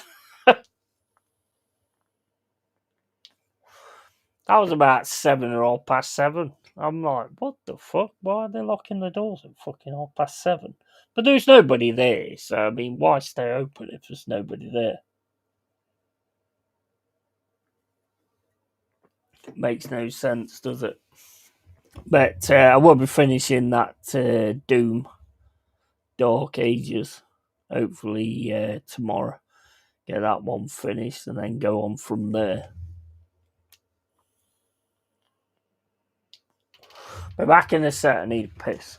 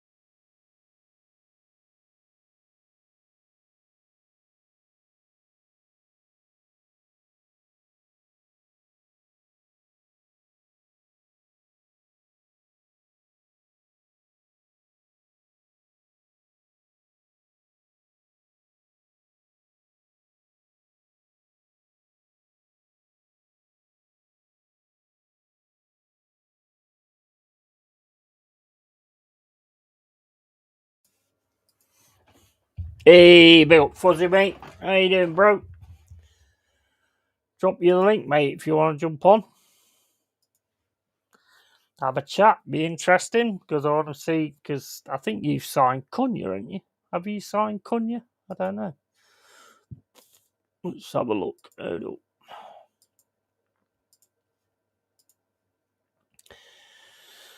Where's Fuzzy? I ain't spoke to him for ages.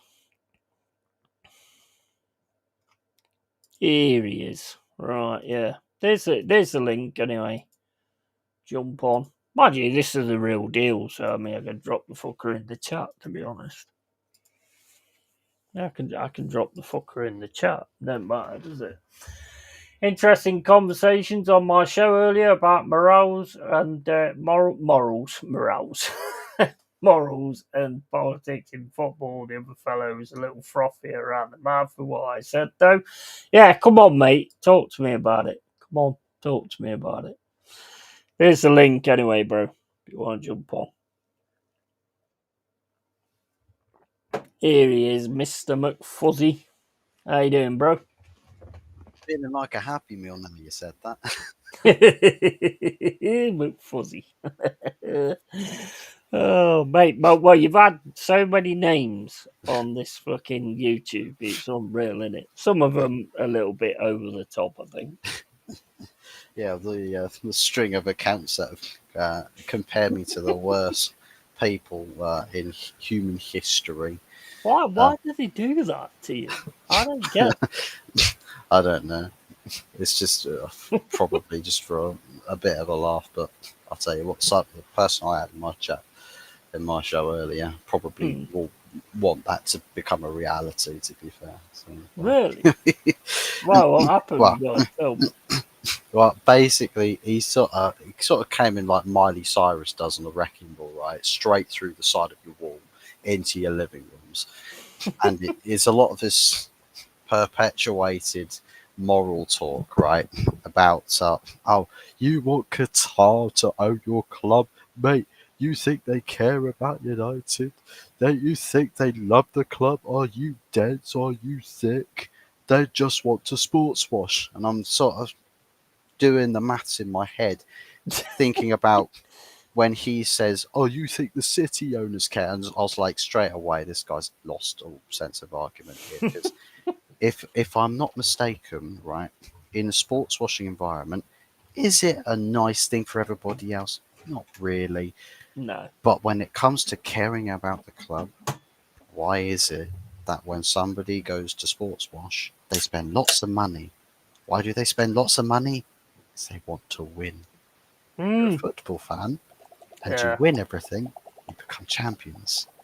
So as a football fan, if you're the subject of winning everything, you don't care as a sports fan. You care about your club that you love is successful. It's doing better than everybody else. And what stops everybody else and their owners from matching up? Because everyone's a billionaire in this Premier League. Who owns clubs?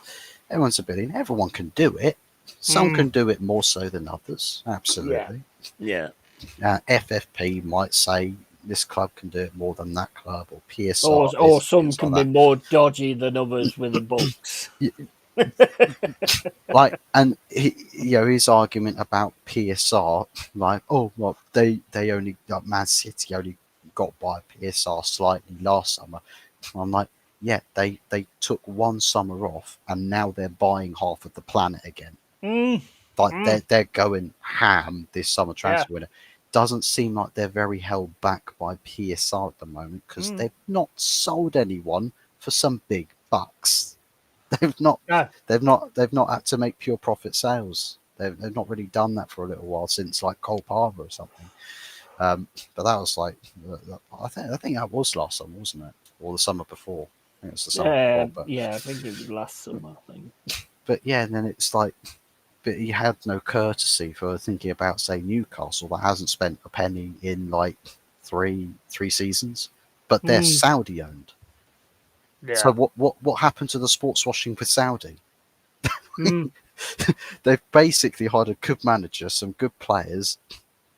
Hey, they're achieving, and they're doing all right. They've not conquered the world yet, mate. There's never this. I mean, look. I mean, when it comes to like this channel and the cave, there's a lot of people coming here who've got a lot of sense, you know, and they all understand what's going on. They all see how it's going on, and they all pretty much agree with me on certain things, not all things. Yeah. But you seem to like get a lot of people that are just the opposite. I don't know why. I think it might be down to sort of the way you look because you've got, I mean, I'm not being funny, but you've got like a look about you that's like, I can have a go at this guy. Mm. Do you know what I mean? You do. I think You people do. might find out that I'm a bit of a baby-faced assassin, especially if I did go Yeah, out. yeah, I know that. I know that, but I don't think they do. Nah, not yet. Anthony but dropped into chat. I was just like, you better start keeping it respectful around here, young man. Giving a bit of that sort of daddy spanking from Brian Clough type talk to him. Yeah. And, he didn't say anything after in the chat after that, which is Yeah. odd because somebody like that, you'd assume they're liberal. they're one of these liberal lefties, and they don't let a fight go easily. Nah. Well, the thing is, they just keep repeating the same fucking thing over and over again. You're And fascist. eventually You're gonna, fascist. Yeah, You're yeah, fascist. yeah. Okay, You're a we've heard Nazi. this one. You're a Nazi. You're a fascist. You're this, that. You're racist as well. They say that. Oh, Elon Musk did the Austrian salute. It's a disgrace. But the Democrat man, he did something that looked a little bit close to it, but it's okay because I'm sure that's he's fine. good at heart. Yeah, that's fine. Yeah. Honestly, this world's going fucking mental. My man, I'll see if I can actually find that comment. How old are you? I'm 26. I'll be 27 26. in Bro, July. I'm 52, and in 52 years, what I'm seeing now is just utter madness. I've never seen anything like it.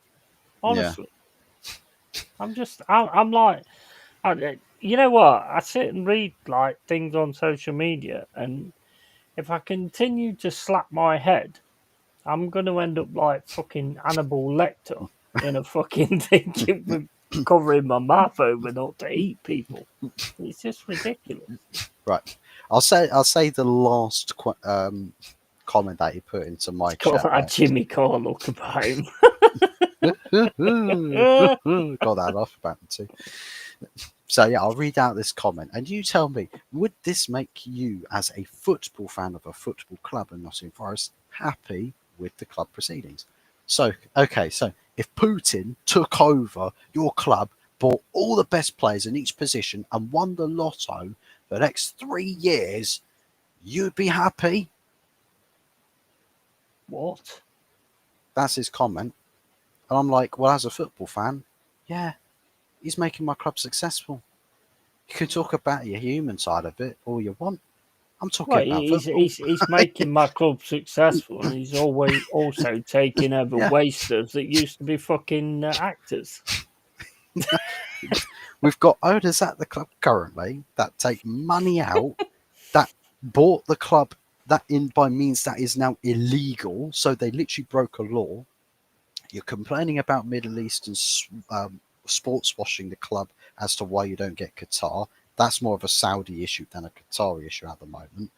But more on that at some other time. He's politicised bringing Putin into it. For some reason, this gets into a conversation. That's probably the biggest giveaway that he's a liberal. But yeah, but I mean, we our owners like Al Capone. I'm not bothered. Besides, he probably thinks that the Glazers are saints. I'm sorry, but last time I checked, Sheikh Jassim never funded, and I probably won't go as far as to say that because otherwise maybe they'll send all the flying monkey lawyers after me. But they've done some hate. They've been affiliated by movements of money to business interests that have been directly involved in some major world atrocities. Let's not pretend that Qatari bad, Glazers and Sergeant Ratcliffe good. Yeah. They're all from the same kettle of fish. Anybody who's a billionaire or made a lot of money have done something shit in the past at some point, I would guess. You Yeah. know, regardless what it is, they would have done something Yeah.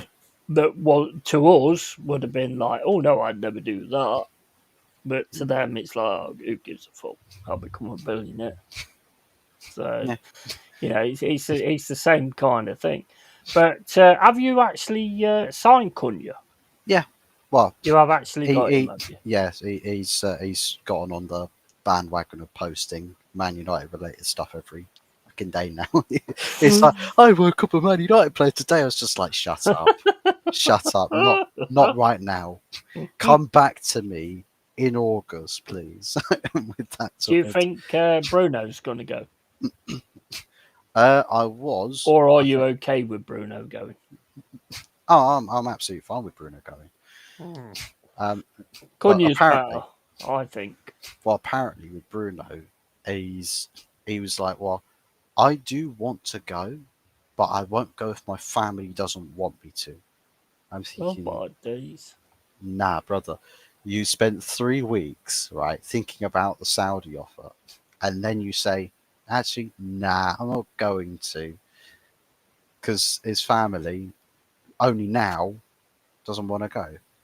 I mean, you could have asked them like 3 weeks ago, to be fair, when the He's basically doing what a lot of players do now, and you notice like nowadays when a player leaves, they always go, "Oh, well, I was forced out of the club," or they don't ever like take accountability. Sancho posting freedom, Mm, mm. getting clowned on ever since. But It's just players now. They just don't. I mean, I'd prefer if they just turned around and went, "Look, I wanted to leave because this club's offering me more money. I'm a greedy bastard and I want more money." Instead they always turn around and go, "Well, oh, everybody hated me at the club anyway, so I had no choice but to leave." It's like, shut up, you prat. You need been an honour this summer. Yeah, you've got to be getting a new keeper, surely. yeah, this Milinkovic Savic guy, the Serbian goalkeeper, that's built like a bloody shard in London, bloody standing goal, and he just needs to tilt sight slightly, and he's already covered the post. Yeah, we need a shot stopper. Do the basics right, not nonsense of oh, how's your That Europa Cup was a fucking joke. Yes, That goal was the biggest fucking joke I've seen in my life. Agent Luke Shaw was on the job as well. It was fucking hilarious. And then the fact that you didn't manage to do anything else after that was just fucking even worse. Because you made Tottenham look like the best defensive team in the league this season. After that, we gave the Amjout Brigade nightmares. We made them think, oh no, he's going to stay here now. Yeah, exactly. Yeah, Maybe. mean, that's just, honestly, that was just absolutely ridiculous. We probably well, I'll tell you what though, the Donna Cullen leaving Tottenham Hotspur. I bet the YouTube Donna Cullen is absolutely in tears. No, I can imagine. Yeah, I she's now got have to change support her name another now. club. We're going to turn it into Daniela Levy. Every time she's in the chat, I always go, "How you doing, man?" How are you doing, brother? Brother from another mother. Oh, mate, honestly, it's fucking insane, isn't it? How are you doing on subs anyway? How far are you? Nah. Up to 253. So I gained another sub tonight. No, Missed out on. You fucking sub to Hot Fuzz. I don't know. I missed out on that other sub though. I mean, I was hoping the guy that was going on about Vladimir Putin owning Manchester United would sub, but I don't think he wanted to. Why would you even put that towards Manchester United? I mean, that's what you get, though, isn't it? You get them come in and say things like that, and it's like, what the fuck has that got to do with anything? It makes absolutely no sense whatsoever. Well, the guy looked. Well, he was called S Fletcher, so I'm assuming it was a Stephen Fletcher Stan account or something. he had the bald look going on with the moustache and bits. Probably was a Stephen Fletcher a Stan account, maybe. I don't know, mate. Michael says an honour is Man United's future. Keep him. Yeah, well, if he is, The that's bleak their future, mate. yeah. And Donna might be a geezer. Donna is a geezer, mate. Definitely is I could say a Donna is a compliment. geezer. Remember that fucking show? What was it called? Fucking what was it? You know, where that guy used to like answer the phone and go like, "Oh, you want free ring dings? Yeah, free ring dings." That's Donna.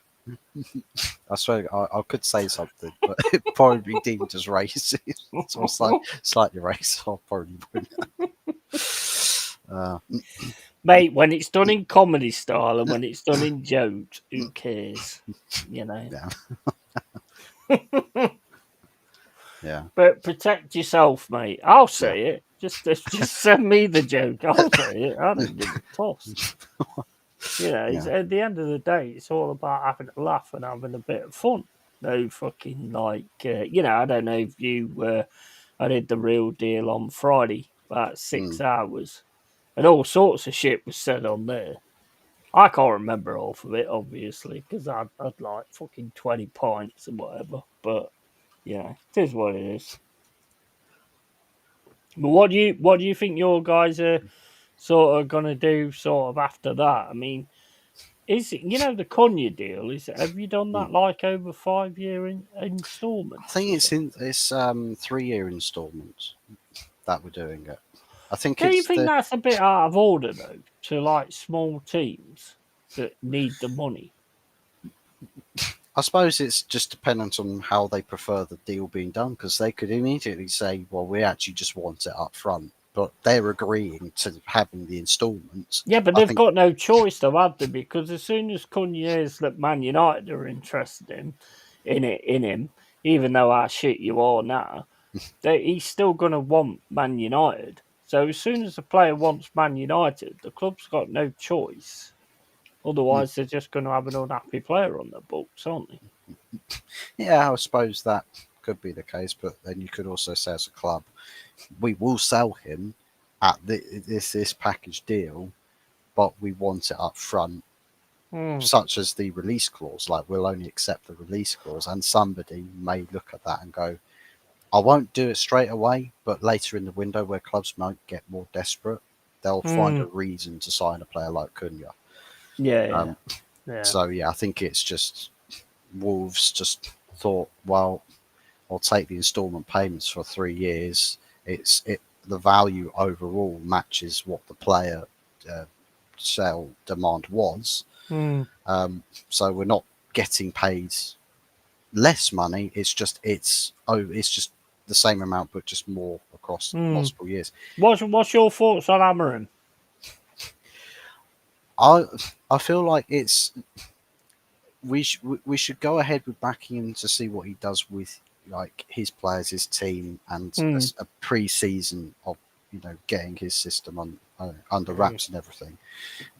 But I don't like the idea that he's sort of, you've got this edge about you where you say to media, like, players that want to be at Manchester United are the players that play here. You then have Bruno that you're practically on your knees in Romeo and Juliet style, begging him to come back to life, as in staying at Man United. You can't have both, Ruben. Yeah, you have to stick by your morals and do things your way, or don't do it at all. Can't have one foot in the door, one foot out the door. You have to pick one side. I think you're right in what you've said, that Donna does look like somebody who served you a doner kebab. Got the there you go. I'll say it. I'll say it. I don't care. Man United buy him with a Klarna app. Yeah, I mean, look, the thing is, I think Amorim is the right guy. I think that Amorim didn't get a pre-season or anything like that. I like some of the players that he's actually bought in, Dorgu and Ugarte. You know, those two I do actually quite like. I think when and he's got something out of Maguire as well, which is good. He's not been like that for a while. I think he needs a forward. I think you might end up with Gyökeres. I don't know how, but I think you might. Well, it's interesting because one of the breaking stories tonight is that Burmo from Brentford has basically told everyone else, well, actually, I prefer Manchester United. Yeah, I've heard that. Yeah. I'm thinking, well, that's come out of absolutely nowhere. I wouldn't have thought that to be the case because that just sounds like another Cunha situation. I'm not dissuaded by no lack of European football. I just fancy the move. I just think it's a project That's that amazing. That's yeah. amazing. Nice. The fact is, we finished 15th place and we've attracted Cunha, 15 goals, But you're 6 still assists. Manchester United, though, aren't you? You're still Manchester United. If you're in Manchester United, I mean, there's going to be teams all around the world, regardless whether you finish 15th place. There's still going to be teams all around the world looking at Man United and saying that I would sign for them because of what they've done in the past. It's not going to be the same for us because what we did in the past was way in the past, but we still did it, but it was way in the past. But what you guys are is you're still an institution in this country. You're still like a massive team. You know what I mean? So I get that. Either that or we're just the most influential mafia on the planet that holds people at gunpoint and forces them to say these things. Because I've just seen another one saying Brian and Burmo supported Manchester United as a child. That little story is just in between all of the big stories to do with Burmo. You're just like, you little shit. You're doing he obviously that never grew up. He obviously never grew up. No, he wears a Manchester United shirt underneath the Brentford shirt. And sometimes wears it underneath the undertop as well. So if he takes his other shirt off, he doesn't show he's wearing a Man United. I tell you what, that would be a massive signing. How much do you think you get him for? Well, we're apparently planning. Where are you getting the fucking money from? Well, that's the thing. I think that's how it is with the instalment payments, because you're only paying from this year's accounts a smaller fee. But then it just means the next season you've also got to allocate that same amount of funds to pay off, which is why this summer transfer window we're still paying off from transfers from years gone by. That's like an outstanding like 300, roughly that sort of ballpark £1 million transfer fees that we're still yet to pay off or in the process of paying off. So that's probably why at the moment we're sort of constantly going to every window. Don't say process. Don't say process. You're not going down that route, are you? Trusting processes. No, not at all. I think Surgeon Rackett can take his process and stick it up his ass or something. For me, it's just the way in which we go about doing it is try and squeeze as many different like deals in with the installment payments as a means to getting around the demand on this window. You see my point though, don't you? I mean, if it was Manchester United and like say for instance Saudi Arabia turned around and went Al Hilal or whatever it's called, I don't know who they are, but turned around and said we want Bruno for like 100 million, but we're going to pay you over like 5 or 6 years. Man United ain't going to take that. Probably it's not. only the smaller teams that's gonna, and you've got to take it because Naren Burmo's come out and said that he wants Man United. They've got no choice because otherwise they're going to end up with an unhappy player on their hands. So they've got no choice but to sell him to you guys and get the money over time. Which Thomas Frank apparently might be going to fucking Spurs anyway. You know, we don't know what's going on there. But I just think, I mean, it's same as when Arsenal took Raya off Brentford. I thought that one was out of order, you know, because nobody else has got a choice. Nobody else has got a chance. And as soon as you turn that player's mind to being somewhere else, you've got no choice but to take that thing. They got Michael Chelsea, bringing him in now. Yay, big up, my guys! boy. How's it going, bro? Michael? Big up, Fuzz! And big up to everyone in the chat. Hope everyone's well. Don't fucking big up to me then. I had a year. Well, big up, Yeti. Always a legend for having me on, fella. Yeah. How's everything going, guys? All good, man. Okay. All good. It's a bit like you go to a house party. The person that's invited you into their house, you're just like, "What's up, mate? Hey, how you doing, guys? How you doing?" You go and say hello to everyone else in the party, but the guy's just still standing by the door. Like, well, I let you in. I invited you to the party.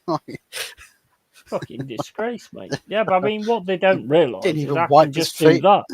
Didn't even wipe his feet on the carpet when he The thing walked is, in. the thing is, though, for us, I can just do that. That's what they don't realise. You see. Hey. Oh, all right. Take two. Try again. Yeah. So what's your thoughts on, because you've got Liam Delap, haven't you? Have we? Yeah. Obviously, yeah. I've heard. Well, you know, I am moving away from all that in the summer. Look, I'm not expecting much from this lot. What, you transitioning? Oh God. Yeah, I wish this football club would transition yet into buying some bloody world class players. Yeah. But yeah, Liam Delap. Look, why am I not surprised? I mean, these owners. I mean, yeah, we might as well have fucking P Diddy, mate. That's what it is. I mean, get more out of the kids. Yeah. I mean, what's happening to my club yet? I mean, a Man City reject. Is that where we're at now?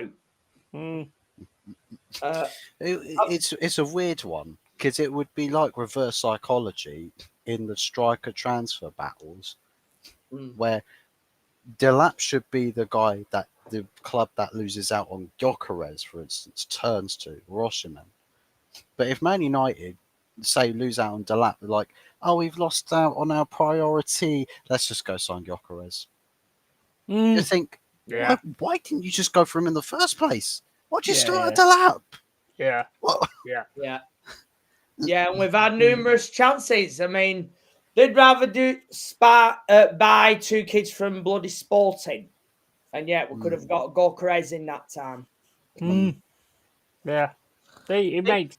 I mean, I get. I mean, I like Liam Delap. I think he's a very good player, but to me, he's like a fine Grosh.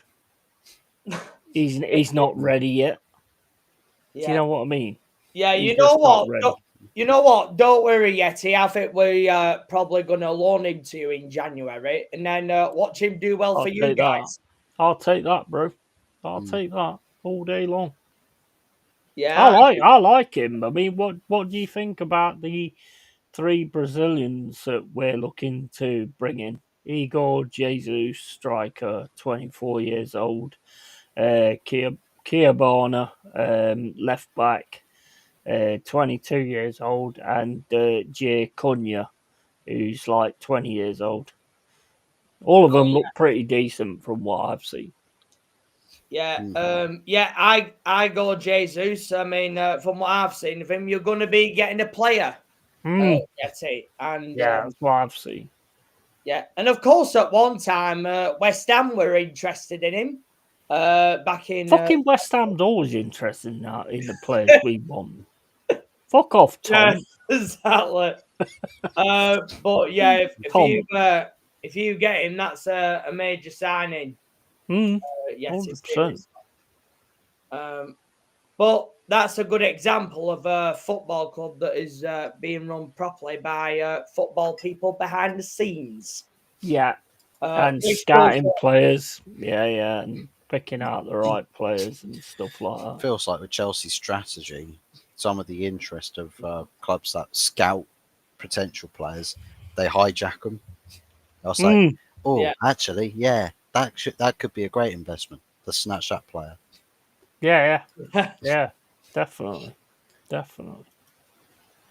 It's just a bloody joke, innit? I mean, compared to what this team was rather, and obviously Man United's case as well. But there is one thing that's cheered me up, though. I mean, Arsenal are getting sex call. that is what cheers me up, though. Kai Havertz 2.0. To be honest, I've just watched I know it's only YouTube, but I've just watched the YouTube video of him, which is the same as what I've done with Igor Jesus, same as what I've done with Cuabana, same as what I've done with Jay Cunha, and he looks all right. He looks decent. He looks like he can take on a player. He looks like he can finish. He looks like he's got that little bit extra. He can add an assist as well. I still think Gyökeres is more what they should be looking at, personally. Yeah. I think he'd fit them a hell of a lot better. But Sesko don't look too bad, to be fair. I had my points on him beforehand, which was like, what are you doing that for? But they seem to sort of get stuck on a player, which we have really with Igor Jesus. But thing is, Sesko's only 22 as well. So, there's plenty of time to sort of mould him as well. Would you, I'll tell you what, I'll ask you a question right now, Michael. Yeah. Would you rather have Liam Delap or Sesko? What a choice that is. both young players, both just getting started. The only problem with Liam Delap for me is I like him, but he couldn't get in an Ipswich side. Yeah, true. Oh God, Sesko and Delap. Oh my. Well, I can see why they might have gone for him because obviously he's He's been played in the Premier League, and of course, in recent years, in terms of Chelsea, we've had players from Bundesliga, and they've not always, worked out. In Kunku being a recent example of it. So maybe Delap is all right as a bench player, but in terms of starting him, no chance. But who plays in front of him then? What you've got right now? Well, we're still lumbered with Jackson, aren't we? Yeah. And for me, he's a right winger. He's not even a striker. Yeah, he's better than Jackson, I reckon. Yeah. For me, it's either, get me Osman or a Gyökeres or fuck off in terms of this ownership. I've always said it in my streams, bro. Do you know how much Gyökeres is? How much they're asking for? About Same 65, money as for 65 million euros. Same as Havertz. The most prolific strikers on the planet, and the most informed players. Yeah. Benfica went selling Darwin noodles for bloody 80+ million. Like, that is a very cheap deal in today's market for that type of a player. I'm surprised that there's not more clubs that have been going absolutely hell for leather. And if not for Robert Lewandowski at Barcelona, I think he would already be a Barcelona player right now. Yeah. Yeah, I've always said that as well. I think Lewandowski's got a contract until 2026. So, they could get Gyökeres. I think the thing is, though, I think they've got to sell Dani Olmo first, don't they? Because I think they've got registration issues and all that shit. So, they've got to do that first. And then if they do that, then Gyökeres is still might be available by then. He is that. According to a mate of mine who's a Sporting Lisbon fan, they have actually put him on the market for 65 mil. And, in my sort of point of view, we've got Woods, so you can bring a Gyökeres in. He's obviously going to be first up against Woods. So Woods is probably then going to leave because he wants to finish his career in Brisbane. So I don't want that. You guys need it more than what we do, I think. Yeah, you know? absolutely. And 65 mil is not fucking lot. And that's Euros as well. Mm. Yeah, and we've already given Sporting 70 million for that Usego and Quenda. Do you think you're going to end up with like a £2 billion team and still do fuck all? Yeah, that sums up this ownership, Yeti. I mean, they're obsessed with kids. I mean, I don't bloody understand it. I mean, that's probably where the Jimmy P Diddy Savile reference FC. came in. Yeah, I mean, never mind P Diddy, more like P Fiddler. I think Bowley and Egg Barley have done more than bloody fiddling in the changing rooms every time that they go in. See, the thing is, it's like we all work to the point where we want like an owner that's got the money, know. But then I think sometimes when you get it, you realise that this ain't really what we want. It's like we know what we want, but when you get it, sometimes it's completely different. And I mean, I think out of all our three clubs, I've got the best owner out of all of you. Glasners or whatever they're called, Glazers, is it? They're garbage. They don't give a shit. Bowley doesn't have a clue what he's doing. Yeah. That's why he just went, oh, just have him. I mean, I'll give it to Potter. I think Potter got an unfair deal because when he took over at your place, he was just like, right, here's 20 players that cost like 50 million, 100 million each. Make a fucking team out of it. And then you've got to look at Cooper when you look at that. Because Cooper got the same deal when he went into the Premier League. Yeah, he did, yeah. And he actually kept us up twice. Is he sacked from your club yet, Yeti? Yeah, he's gone, mate. He's gone. I can't. You know what makes me laugh, right? And I was talking to this Leicester fan the other day, and I don't have an issue with Leicester. To me, they're just our little sister that we just slap and fucking push into the fucking background. But it's just like, they're saying like, oh, well, Forest was supposed to stay in the Premier. I thought you was going to win the Premier League this season. I was like, well, I thought you was going to stay in the fucker. You know what I mean? It's like, well, what the hell? You keep fucking going on about all these fucking things. I mean, I don't think they go on about the fact they won the league that much as they should. Because I think when they came up and won the Premier League, I thought that was awesome. Amazing. I never had an issue with them. Never. Don't care about them. They're a bunch of ugly scum-sucking wankers, so I don't care about them. Big up, Joanne. You all right? How you doing? Yeah. Joanne? But yeah, I mean, the window's open now. There's loads of little things going on. Do you want your teams to like do the business quick, or do like Arsenal and wait till the last day, and then like pick up fucking Gary Neville, bring him out of retirement, make him their right back? That's part of the process. Phase 6. Believe. Win the league.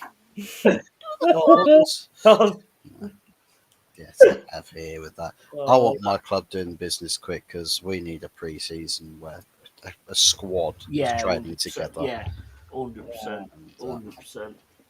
Yeah. Best form of preparation. You've got to have the players in there quick to get that pre-season done and get everybody knowing exactly what position they've got to do and exactly what they've got to be doing. I mean, to me, it's just common sense, But now it's like Arsenal just wait right till the last minute to go, they might drop £1 on that player that we want by the end of the window. So we'll go through him when they've dropped £1 on him. It's like, for fuck's sake, there's a reason they're dropping money on him. They just never seem to learn, mate. They never seem to learn. Yeah, That's I mean, a question from Joanna. Is can we take on bets on how many pensioners Arsenal will buy for ridiculous amounts of money? 100%, yeah, totally. So, I mean, are you seeing who you're looking at now? Leroy Sané. Wasn't that Spurs that were looking at him? Well, Spurs and Arsenal are looking at him. Oh. 29-year-old. Loads of injuries. Project Youth is dead. Yeah, Project Youth proper died. That's gone. I hope somebody comes in for Wanyeri. And I think Wanyeri will be looking to get out. I think Project Youth died when Arsenal looked at Chelsea and thought, "Now we can't beat the allegations like that." Can't beat the allegations like that. Oh, mate. I'll be back in a sec. I just need a pee. Yeah. Oh my. So what's your take with Sancho? Would you want to pay us $5 million to send him back to us, or you have enough to keep? You know, for me, Fuzzy is all yours.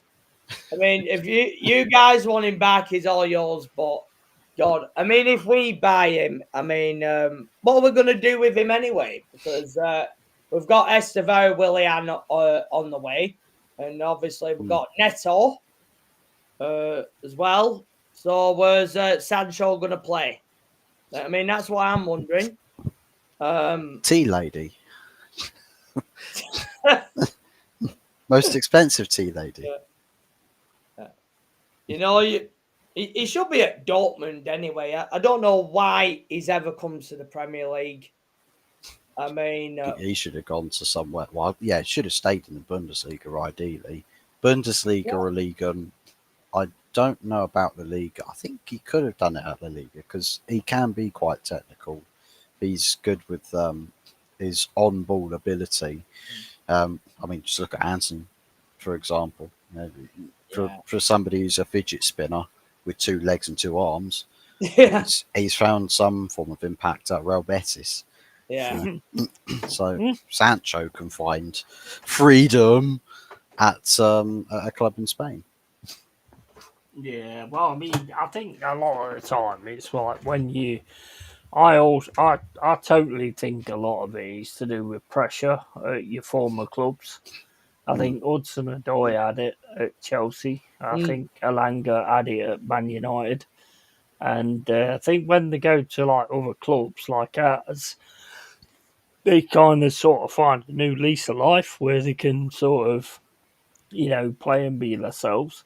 That's why I think Wanyeri's going to be going. Trust the process, says Joanne. I'm not going to watch that pitiful team, Arsenal, next season. No. You see, the thing is, we've got 7 people watching now.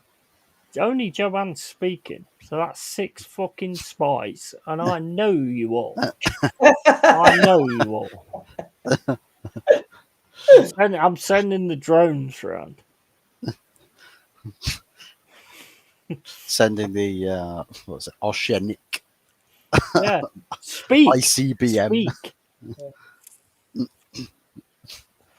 Say your fucking piece. Come on to the fucking show. Say your piece. Speak now or forever hold your peace. Yeah. Unless you're a lady, then you probably don't have a peace. Well, yeah. 2025. Or the way I'd say it, speak now or fuck off. Yeah, one's gone. One's gone. See? Told you.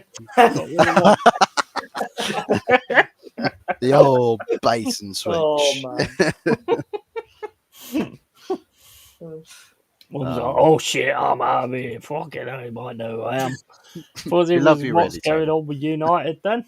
Says Joanne Smith. What's going on with United? What isn't going on? I mean, the fan base is losing its collective shit with the Embarmo news, and they're all going crazy. But oh my god, he's like the poster for Fabrizio saying he's coming to United. Like, guys, the deal ain't done. It's great that he wants to come to United. The club still need to do that deal. Let's get this club to actually do that deal sort it out, and then go after this striker. Yeah, Gyökeres is still on the market. No one's pulled the trigger on him yet. The door is still open, and people say, "Oh, but Champions League." They said this with Cunha. They said this with Mbermo. They're saying it with Gyökeres and Osimhen. But both of these guys, Osimhen likes Manchester United Football Club, and Victor Gyökeres likes Amorim. I'm gonna June. I'm gonna start something right now. Right? Yeah. I want to play for Forest. I've always wanted to play for Forest, so I want to play for Forest. So get that going around. I mean, they'll be like, fucking hell, he's 52, he ain't got a fucking clue. What the fuck is he going to do? I have no idea. I'll probably, like, just stand. I'll be in goal. I won't move a lot. Let's put it that way. But, you know, you do get all these, like, little fucking things that's going around. Tony Nero says, sorry, mate, just listening. That's all good, bro. Yeah. I heard United were selling loads of the team. Are they selling loads of the team? Well, they sort of want to sell Bruno, and then they don't, and then they do. But then they don't also at the same time, but then they also do. And then Fernandes is like, well, actually, I was going to go because 700k minimum per week, upwards to £1 million a week. It's a good deal, that is. You know, play there for about 2-3 years, and I can retire on that. I don't need to work a day of my life ever again. Yeah. Just catch that bag. But then his family, it's like, no, I don't really like it. So guess he's staying. Garnacho's values dropped like a fly in a whorehouse. And yeah, that's that never ends well. Drop like a fly in a whorehouse. I think you got your catchphrase wrong there, mate. Drop like Donna Cullen.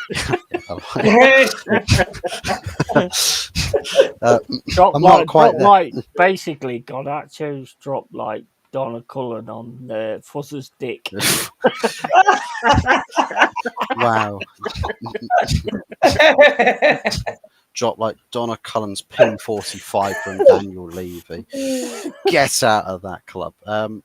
Yeah, Garnacho was 60 million at January. Now he's 40 million, and everyone's crying about that. But to be honest, he's probably roughly around 40 million valuation. It's just fans are ludicrously overvaluing players, like saying that a bloke who's just like, "Oh, Bruno Fernandes, we should demand 175 million." I'm like, take the one off the end, and that's probably your Bruno market value. But yeah, as for everybody else, I think it's sort of one at a time. You know, single file traffic in and out the club, please. Who would you get rid of, Fuzz? Oh, half of the team definitely. I think Bayern, Deer, Anana, Luke Shaw, Victor Lindelof's already gone. I know people say Harry Maguire. Ultimately, I'd like to end up getting rid of Harry Maguire at some point, replace it with somebody else. Casemiro will have to go. Mason Mount, I want gone. Diogo Dalot, I want gone. Bruno, at this point, he's not really going to offer us anything else in this team, so he's got to go. Garnacho's got to go. Rasmus Højlund's got to go. And yeah, just pretty much everybody that I definitely want to see off the. I quite like that idea actually, because whenever we play you'll only have 4 players on the pitch. They would they'll probably pocket all of that money and then pay it off to the Glazers in dividends, and then we'll start with a bunch of user or AI generated names on the team sheet because we haven't got a squad enough to. Amorim will have to do what Fergie said. Just sign me, Zinedine Zidane, and 10 other planks of wood, and I'll win you the Champions League. Amorim probably just be like, just sign me Gyökeres and Boma and Cunha, and I'll just 11 planks of wood. Still would have a better goalkeeper than Anana, and just leave me to it. Question for us, right? And I'll come on to you. Well, not like that, but I'll go to you don't afterwards, do that. Brian. I'm not. It's not that kind of show. But what do you think that Amorim threw that Europa final? Oh, you set up the team like an absolute disgrace. That's what I mean. Do you think Like, he actually threw that so it didn't sort of paper over the cracks? I don't necessarily know if that's something that he's basically said, oh, well, I'll try and play games with this club. I don't necessarily think that he's probably gone that deep with it. I just think that there's probably politics still at the club where players with a lot of influence and power can swerve the mind of any manager to get into that team. It's like Luke Shaw is not anywhere in shape or form should be starting a European final with the season he's had. The guy's pretty much spent more time in the bay seats at Burger King than he's done anywhere else in his day-to-day activities. And on TikTok, saying everyone's mums are on benefits doesn't bode well when you then say you're now going to start a European final. It's not going to bode well. And the same thing for Mason Mount, which is why I sort of can understand Garnacho's frustrations when he says, well, I have been playing games consistently up to this point, and somebody that's had one good semi-final game, one good semi-final leg, and then one other game against Brentford, and that's straight away enough to justify him, starting the European final ahead of me. So I totally get the frustration. I asked that for the simple reason that Amorim turned around and said before that final, I don't want anybody looking at it as we've had a good season if we win this cup. And I think he's playing, my point of view, I think he's played a game there. I think he's actually made it. I do think he threw that final because you can't be that shit. Let's face it, you can't unless you do it on purpose. Yeah. So I think he actually threw that. Well, we did have Rasmus up top. He didn't want anybody thinking that this has been a good season, because the way fans look at it is if you win a cup, then you've had a better season than somebody who's not won a cup, which I agree with that. But I think he did that on purpose because it's like, well, if they win a cup, they're all going to be up and going, oh, yeah, we're the greatest. Like Chelsea, for instance, winning the Conference League. And they're all celebrating it like it's some amazing thing and stuff like that. I mean, I'm not being funny, but the Conference League is so below Chelsea. The Europa League is so below Man United because of what you've done in the past. Same as us being in the Conference League. But if we win the Conference League, I'm not going to be like, oh my days, I can't believe it. Let's wake Brian Clough up. Let's fucking get the zombie let's get the voodoo out and get Clough back up and all this, that, and the other to celebrate this. I'm not going to do that because it's the Conference League. Yeah. Those things are below us. If you're Arsenal, then it's not below you. You'd like to win that because then you would have won something in Europe eventually. But, I mean, that's just kind of the way I see it. I think he's actually sort of thrown that, personally, because he don't want to paper over the cracks and make these players think that they've actually achieved something. That's just my point of view. What do you think, Michael? You think I'm right in that, or? Well, yeah, but Because they didn't offer nothing. No, it's And they could probably also get one over Arsenal by letting Tottenham win in Europe. Yeah, I won't be surprised if Ruben Amorim has thrown that. I mean, how can you lose that? How can you lose that to them though? Them bottle jobs. It was terrible. 0 GA. Like, the thing is that the metrics for a European champion, like a finalist winner, was the worst on record for any European competition ever. Spurs are your worst, officially your worst. They still won it, so fair play to them. Your worst European champions of any competition ever of all time. No one's been worse. Yeah. That's how I bad tell you, United were. I'll tell you what makes me laugh is the way some of them are going on social media and saying, I don't care who we get after playing the Champions League, you better be ready for us. Okay, mate. Okay. I'm sure PSG, when they won that Champions League final, was thinking, oh, we've won the Champions League final. Oh, fuck, we've got to play Spurs now. Holy shit. We're fucked. No.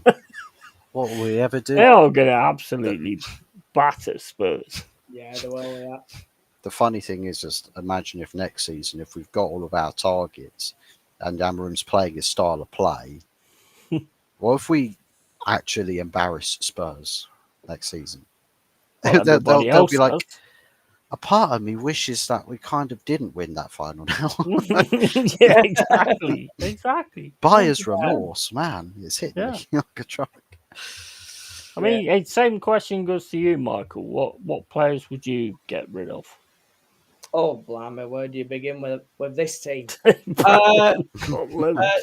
Sanchez, Disasi, Badlashile, Madueke, Dewsbury Hall. Oh God. Disasi's gone, isn't he? Just say who I'm gonna keep.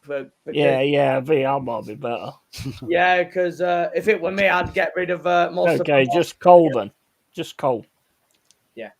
Right, for me, in terms of keep, Caicedo, Palmer, Cucurella, Reece James, and Trev. And then that'll be it. Just bloody 5 of them.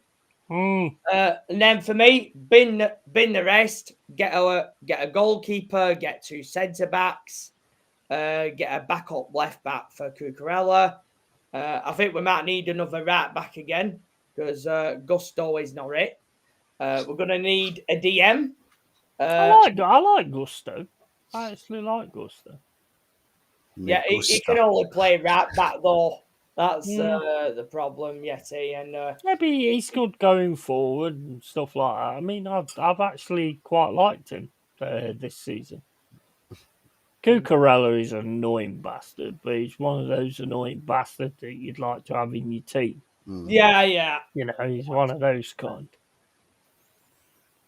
Yeah, same. Your centre backs are fucking shit. Yeah, they are. Yeah, you know what? Even if we do get an Osman or a Gorkarez, we need players in about 7 or 8 different positions, yeah. It doesn't solve the problem, does it? Yeah, but you've spent like a fucking £1 billion. Yeah. How much you gonna spend? Most of that has been on kids, geezer. That's the problem. Half of your team's currently out in Strasbourg. Yeah, they are. They are false. Oh, bro. Oh my God. If you was to ask me who I would get rid of, none of them. Yeah. There's not one player I would get rid of out of my team. Not one. No. I'd build on it. Hopefully we can build on it. But there's not one player in my team that I would get rid of. Not one. Tell you one player that I'd like to get for my midfield. There's one that I think the fans are probably more so linked with him is Carlos Baleba from Brighton. Yeah. Quite a tidy player. Looks decent. Yeah. Don't know if he's quite your next Moises Caicedo, but you never know. I mean, he's another Cameroonian, but for some reason he looks decent. Looks like he goes a bit over the top with the aggression at times and gets sent off and stuff. But yeah, I think definitely say him. Still quite a young player, so I suppose it's something you can curb a little bit. But mate, we're just turning into the Cameroonian national team for crying out loud. What's going on? Ancient Anana trying to do business. I mean, it's like somebody posted a clip. It's like, I swear to God, if I see this next season, I'm gonna cry. There's literally Anana sitting just outside the opposition's box, giving instructions to Brian Mbeumo as to how to take a free kick. I'm like, I swear to God, if it's this versus Liverpool at Anfield and you're down the other end of the pitch whilst we're losing 2-1 And you're just like, mate, if you do this and put the ball over that side, I'm going to flip shit. I swear to God. Can you guys agree with me on this that I agree. football is so bloody simple? Yeah. Yeah, Isn't it, though? It's so simple. It's a simple game, complicated by Idiots. the statisticians and yeah, Yeah. sofa score yeah. merchants. The XG lot. Yeah, I mean, Yeah. that they could get out rubbish in the bin. Yeah. Football is based on trophies and results. Simple as that. And if No, but I Vladimir mean- Putin can win you some silver, I mean, like fucking like the tactics and all this, that, and the other. Football is so simple in that way. If somebody's getting more space here, then you stop them getting more space here. If they're actually fucking, if somebody's like keeps moving into a certain space, then you close in and stop him moving in that certain space. You know, to me, football is such a simple concept. I don't see why so many sort of managers sort of struggle with it. And a lot of the really good managers, other than fucking Arteta, obviously, can work that out, you know? But it is, isn't it? It is a simple game. You've got It's like 11 with- against 11, and there's going to be spaces. When So- somebody keeps yeah. going into that space that you don't want them to go in, you put someone there or you fucking change something to make sure they stop doing that. It's not So- difficult, is it? it's why you can get the alleged greatest manager of all time, Pep Guardiola, get schooled by Oliver Glasner. Yeah. It's like a bit more simplistic. And Eddie Howe at Newcastle literally just says, just get ball, turn around, run. Yeah, Defending, exactly. use your body strength. And Yeah. that's able to be like 99% of any Premier League team. Yeah. The only team that they struggled with was Liverpool. Oh, Yeah. another team that doesn't overcomplicate strategy. They just do things straightforwards. Exactly. Yeah. But yeah. It's to me, it's such a simple game. You know, you see somebody who keeps going out of line and keeps going out the way. The problem is nowadays it's so they regiment themselves, and I think that's why teams like ours and teams like Crystal Palace and Newcastle can sort of go behind it. Look at the FA Cup final. All Crystal Palace did was just pump the fucker over the top of them and win. That was it.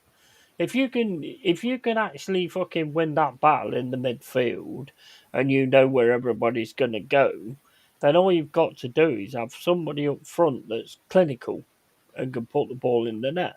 That's it. It's as simple as that. Yeah. Never been any different. But now we try and do it like fucking, you know, you've got all these fucking stupid. I mean, how many times have you seen a team stand outside your box, just keep passing it sideways, backwards? You know what I've always said? Every team seems to have gone the Liverpool way, because I always used to say about Liverpool, because all they used to say is, "Oh yeah, but we have all possession." It doesn't matter if you have possession. What matters if you can have the fucking ball for 99% of that fucking game. We'll have it for 1% and score. Yeah. We're the ones that fucking win. Hmm. It's simple as that. And I think that's what we're working on. We're working on like a major counter-attacking style, with power, pace, you know, and I think that's the way to go. That's the killer of this stupid fucking Pep scheme that That's how everybody's taking PSG. on. That's how PSG have been doing some of their Champions League games. You know, soak up some of the pressure and then use your fast attacking players to really open space and link up play that way. So it's it can work. It's just when you It's get so to a obvious, point, though, isn't it? yeah, when you get to a point where everybody's trying to copy another manager, because that's the trendy style. As soon as you get managers trying to do trends, they're done. definitely. Yeah, of course they are. Yeah. Yeah, of course Like they are. you need to Yeah. have your unique own approach to things, but above all else, you got to know how to get the best out of your teams. And as much as I say, well, I like Cameron, at the same time, I feel like with his system, sure, it's unique and it's not just copying whatever it is Pep's doing. He wants to do it his way, but maybe it's a very convoluted style of play. Maybe it's very complicated. Maybe there could be a much simpler rendition to it where players can adapt more easily, players believe in it more easily, and you get you better performances from players, and better performances in turn better results. It's one thing leads to another. Everything happens for a reason, and I just think sometimes it's, as you say, with football, it's a simple sport, but He's too just many made people he's just overcomplicate. made too complicated. Yeah, he's made too Yeah. complicated. And the thing is, the one thing that will always work is when you move forward and somebody puts a counter-attacking ball over the top, he's always going to do you. Always going to do you because you're too high, and they just go over the top. It's got to work perfectly. The thing is about counter attack, it's got to work perfect, and we had that most of the way through the season. We had it all the way through the season. You know, as soon as we got the ball, we played the perfect ball to the next player, and that's how we won the game. And then we got all these fans crying about, "Oh, we had all the game. So what? You're an idiot. We won." You know, and it's and to me, it's just so fucking simple in that respect. I mean, can you imagine for a minute, like Brian Clough or Ferguson, like in this day and age, they would clean up. They Yeah. would clean up the way that these teams play now. They'd clean up. They'd win everything. I mean, me personally, I think Brian Clough is a better manager than Alex Ferguson, but obviously, there's a bit of bias there, you know. But Just a bit. yeah, well, there will be, won't there? Because I'm a Forest fan, but I think Alex Ferguson actually did say that in an interview at some point. Because Cloughy took a team of nobodies and turned them into European champions. And then he fucking went again and made them European champions again. I mean, that's something fucking huge because nowadays, you look at the transfer window now, it's like, oh, I want this player because he fits into my system. Back in the day, you used to buy a player and fit them into your system. The Yeah. coach would actually coach them into your system instead of buying someone who you think fits it. Do you get what I mean? Yeah. Yeah. Exactly. I mean, there's not many managers out there that have their own style anymore. That's the No. problem. I mean, copying Pet Ball. I mean, you would think if you are a manager in the game, you would have your own mind and your own way of doing things. I mean, there's only a few out there Yeah. that do that. Like Thomas Tuchel, for example. Mm, He does. And obviously Luis Enrique has his way of doing things. I mean that Champions League final. I mean that was mad, wasn't it? I mean Oh, biggest mate, margin crazy. ever. Amazing. Absolutely amazing. PSG was on another level. Yeah, they were. God, That and reminded me of us back in the day, the way that we used to counter attack, and probably Man United as well. United used to have a great counter attack as well. But that's what that reminded me of. yeah. Um, If Nuno was to leave and PSG was to decide that Lewis, wherever his name, Enriquez, or whatever his name is, Yeah. was to be sacked, I would love to get him. Seeing the way that he had that PSG team playing would be perfect for us. Yeah. Yeah, absolutely. And I can't believe that he could have been at Chelsea a few years ago, and then they saw ownership, they don't want him, and then of course, obviously Luis Enrique wanted to buy top players, and that lot didn't. And of course, he said it's not a project for football. Super Frank, Super Frank.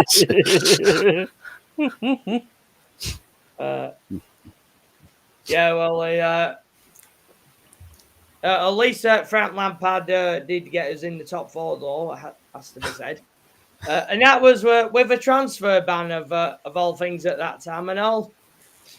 Did take a lot of academy graduate players in that team. Yeah, he did actually. Yeah. I mean, and that's an interesting one as well. How does Mason Mount fit in your team? Because I don't get it. I don't see it. What, with my team? Yeah. Yeah. Number 10, maybe? Well, I think that's kind of how Amorim sees him. Is a player that can play sort of in and around the box, who can strike the ball, but I don't really see him as one that's got the spark of creativity. Like, he doesn't really have, like, his mind's not always working in that sense. So I think it's difficult to have a player like that actually do something for you in crunch times during games. It's when the pressure's off and the game's sort of gone away from the opposition a little bit. That's when you see a Mason Mount find impact. But Man United aren't in that position. We can't be afforded that luxury. Maybe if he's coming off the bench next season, because I can't see the club ever selling him this summer. If he's coming off the bench next season because the likes of Cunha or Mbomo put United like 2 or 3 or 4 goals up, then you can say, well, Mason Mount, on you come, manage the game for me in that position. As long as he doesn't get injured again by just sort of looking at somebody the wrong way, then maybe there's something to be said there. But then again, you remember he's got the number 7 shirt. He's holding an iconic shirt number at your club. He's on about 250k a week at this club. To be an impact player, to come on to manage a game when you've got a goal, sufficient goal advantage, it's not worth it. If you want a player on that money with that shirt number, you want somebody that is at the level or above of a Brian Mbomo or a Victor Gyökeres or a Matheus Cunha. You want someone that's got stardom, not a bit part player. Well, to be honest, I mean, Well, when he first came in, Mount, when he was like playing for England, playing for Chelsea, he did look like he had something. Seems to me have lost it. He's just not. He's just a bit poor player. Nah, for me. That's what I see. His best work, I thought, was at Derby County of all clubs. I thought when he was still playing for them, when Frank Lampard was there. What? Don't mention that team on Oh! You fucking what? You mention that fucking team on here? Derby County. I thought I'd shout loud enough. What you should have said was, if you'd have said the Sheep Shaggers, I'll respect that. Jimmy Savile FC. Yeah, that works.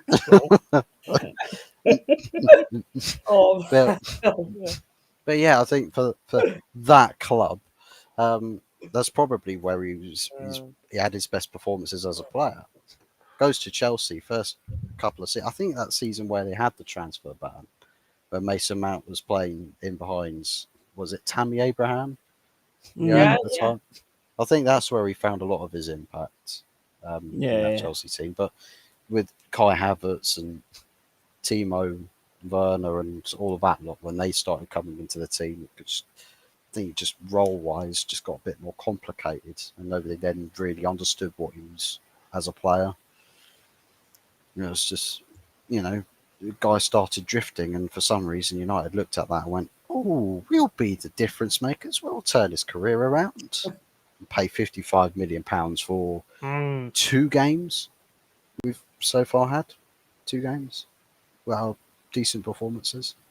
I think it's actually shocking the way both your teams have gone, to be honest. I mean, obviously yours more than Chelsea because you finished in, what was it, 15th? Yeah. If it weren't for like the teams who've come up being terrible, then you could possibly have gone down. I mean, at least Chelsea have sort of pulled it back to like get a Champions League spot. How that's going to go, I don't know. But, I mean, at least, look, at the end of the day, right, I say it right now, and I said it before, we ain't ready for Champions League. And I said that to you when we did the watch along, didn't I, Michael? Yeah. We're not, I think that was a step too far. It'd be nice to get it, but I think that was a step too far. We're building, I suppose you could call it trusting processes and shit. But, we're building up to the point because, I mean, we've only been in the Premier League for 3 seasons. We've got to see what we're going to do next season. Whether we're going to do exactly the same and actually be open about it this season as well. It's not just on one season where you do really well. It's got to continue, and that I think is where kind of we stand at the minute. And I'm interested to see what we're going to do sort of next season. Because I don't just want it to be one season being up at 3rd and then all of a sudden be fucking right back in the fucking dogfight again. Yeah. I don't think that'll happen. Yeah. I really don't think that'll happen. But you never know. You never know how things are going to go. And to me, it's important that we keep the players that we've got because I think we've got a massive foundation and a quality team right now. And I do think we'll do good things. We've just got to add to that and then continue. I mean, we've had some major scalps this season.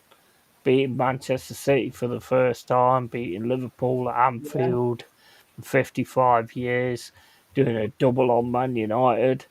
I mean, it's been absolutely massive, to be honest. And there was always going to come some point where we ran out of steam, And I think that was towards the end of the season. I think the 2-2 against Leicester proper kicked us in the nuts, which it deserved to because we shouldn't have let that happen. But, I think we are on to big things. I do think we're on to big things. And I think you've got to watch out for us.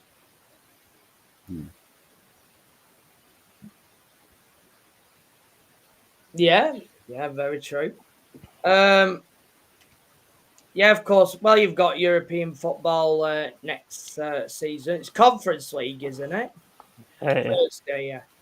What, you've just won? Yeah, yeah, very true, yeah. Well, yeah, I mean, if you've got 2 players in, let's say, every position, and you've got a team that's able to compete, why not? I mean, and that's a very difficult thing these days, isn't it? To find a team where you have 2 players in every position because, let's say in terms of, let's say Chelsea, let's say in Mourinho days rather, we at least had 2 players in every position, when you win the league. And obviously I think Man United would have had that as well. Whereas now, it's either you have one good player and then a player that's a bit of an also-ran who's not as good as that player who's in the first 11 in contrast. Because if you're looking yesteryear, you had a Solomon Kalou, a Paulo Ferreira, Flora and Maluda, these types of players. I mean, you rarely get that now. That's the thing. But it's up. Do you think that Marino, back in the day, when you was like winning loads of shit, do you think he would have signed a Liam Delap? Not a chance. Nah. No. No, I don't. No. Could he be the next Drogba? No, look. I mean, he's next only had. Messi. He's only had one. He's only had one season in the Premier League, hasn't he? And Ipswich went down. So for me, he's. I think he's. And they didn't even play him that often. No, he didn't. Yeah, exactly. Yeah. I'll be back in a sec. Probably the best you'll make him is like the Chelsea's own Jermaine Defoe or something. That's probably the best you're probably ever going to get from a Liam Delap. But then again, it's like with other signings you've made, the intent is not to sign Delap for reasons of success. It's to potentially increase his value and then ship him off for profits. Yeah, Yeah, it's going to be the same with Quenda, with pretty much everybody else that you've signed, except half of those names of people that nobody really recognises. That's going to be a case that they're going to loan half of those players out. I think from there, it's going to be, at the moment, I think a lot of the fan base of Chelsea are enjoying things. Win the Conference League, got yourself a competition trophy in Champions League. You're probably thinking you're in a good spot right now. For some reason, I really do feel like that with Chelsea, I felt this before, that the process that United have been down in sort of peeling away from the top end of the Premier League. Yeah. You guys have only just started that process. Man United are much further down the road. There's several things that Chelsea need to not do to avoid ending in the same shtick in the next 5 to 10 years that Man United have ended up in, such as the recruitment process. Instead of ending up like Man United, you may end up like Brighton, where the quality overall, you can't replace it or buy it in and develop it as quickly as you are selling it. Yeah. And that's the thing that I think Chelsea fans will need to pay close attention to. Because if you start selling everybody and you're thinking, but we've got good foundations to build something to go into a team, it's like, that's the problem. These ownerships will make Chelsea the maybe team. Maybe this team will be good enough to win a Premier League. You'll never know it because we sold all the best assets for profit. Fuzz, who would you want from Chelsea? Well, I'd take Moises Caicedo in a heartbeat. I think he, the versatility that you've got with him, as well as some of the quality, take him in a heartbeat. Maybe Enzo Fernandez is a bit of a shithousery, but sometimes you need that. You need a bit of that a bulldog in your midfield. I can't really say. Maybe barring Mark Cucurella, I can't really say anybody else out of the Chelsea team would I say absolutely have him in my team. Even Cole Palmer. I think there's a very particular type of player that you have with Cole Palmer. And he will have his limits, but I think still leaving City, I think was the right move for him. But I don't see him sticking around in Chelsea colours. I think after a few years, they'll look to sell him for a profit. But what football club at that point, because we don't know what Cole Palmer's going to be like in another 2-3 years, he could improve even more, or he might stagnate. Because given the setup and the team, it's not a team that's going to be built for the sake of being successful. You don't know how every player's going to progress or how far they'll go. So once a player starts to stagnate, straight away I think Chelsea will be on to selling them. Cash in quick before the money dries up with the player. And with Cole Palmer, I know a lot of people say, "Oh yeah, I'd love him in my team." I think it's just simply because they haven't got a player that's in the 10 that has as much ability and potential that Cole Palmer has, but he hasn't really been constantly delivering game in, game out as a difference maker. In some games, he turns it on and he's just there, it's brilliant. And then other games, he's just coasting through and he's constantly marked out the game. And then Maresca doesn't do him any favours by easing that pressure off or using other channels for Chelsea to get in. And it sort of turns into a little bit of a mess sometimes. So, yeah, I think for me, 2 players that I would take, one definitely, the other 2 maybes, Cucurella and Fernandes, but definitely Caicedo. So, next question. This is the thoughts as well. Who would you take from Forest? Oh, CW7. I'll take your goalkeepers. Definitely your goalkeepers. 100% your goalkeepers. Murillo, solid centre back. Would absolutely love to have him in a back 3.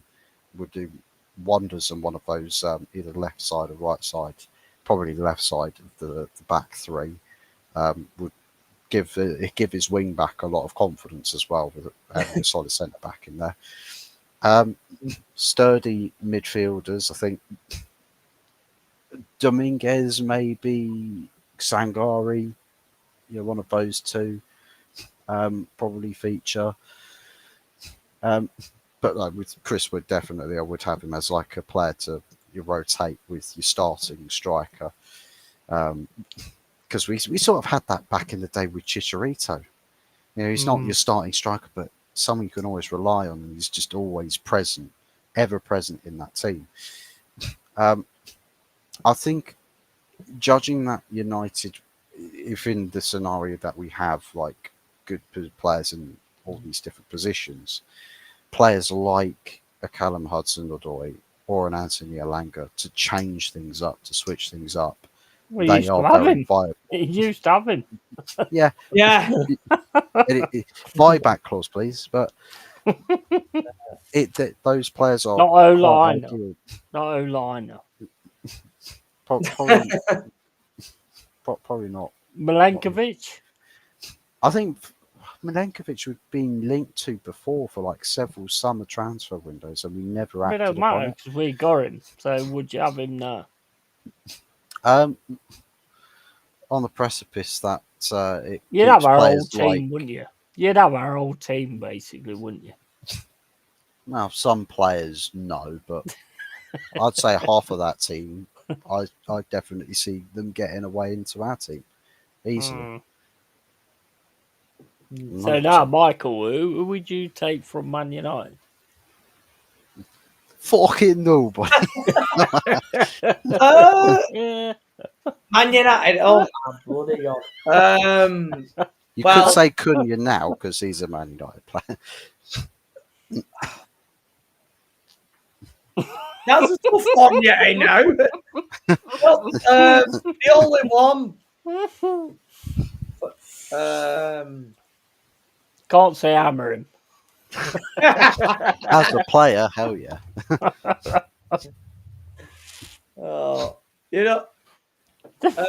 Any of their defenders? No. Not Lisandro Martinez. Not Matthias de Ligt or Lenny Yoro.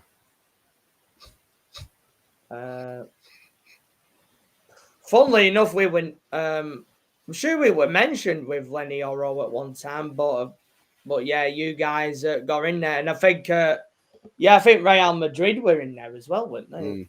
At one time, they wanted to do their sort of classic.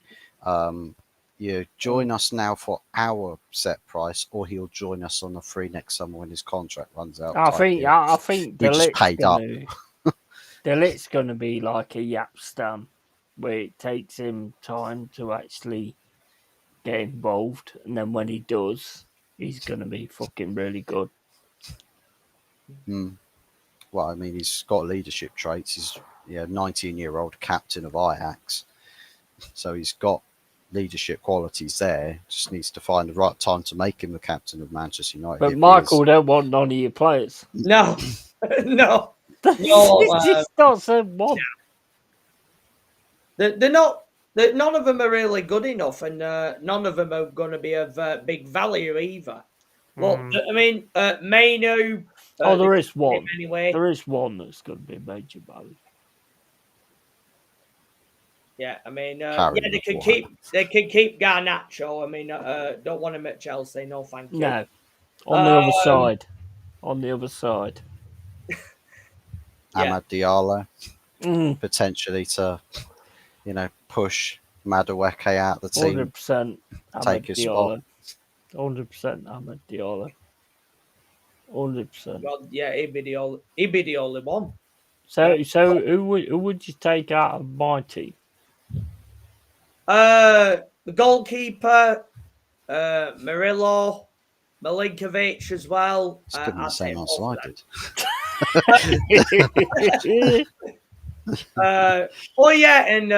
Callum Hudson-Odoi. I'd take him back actually.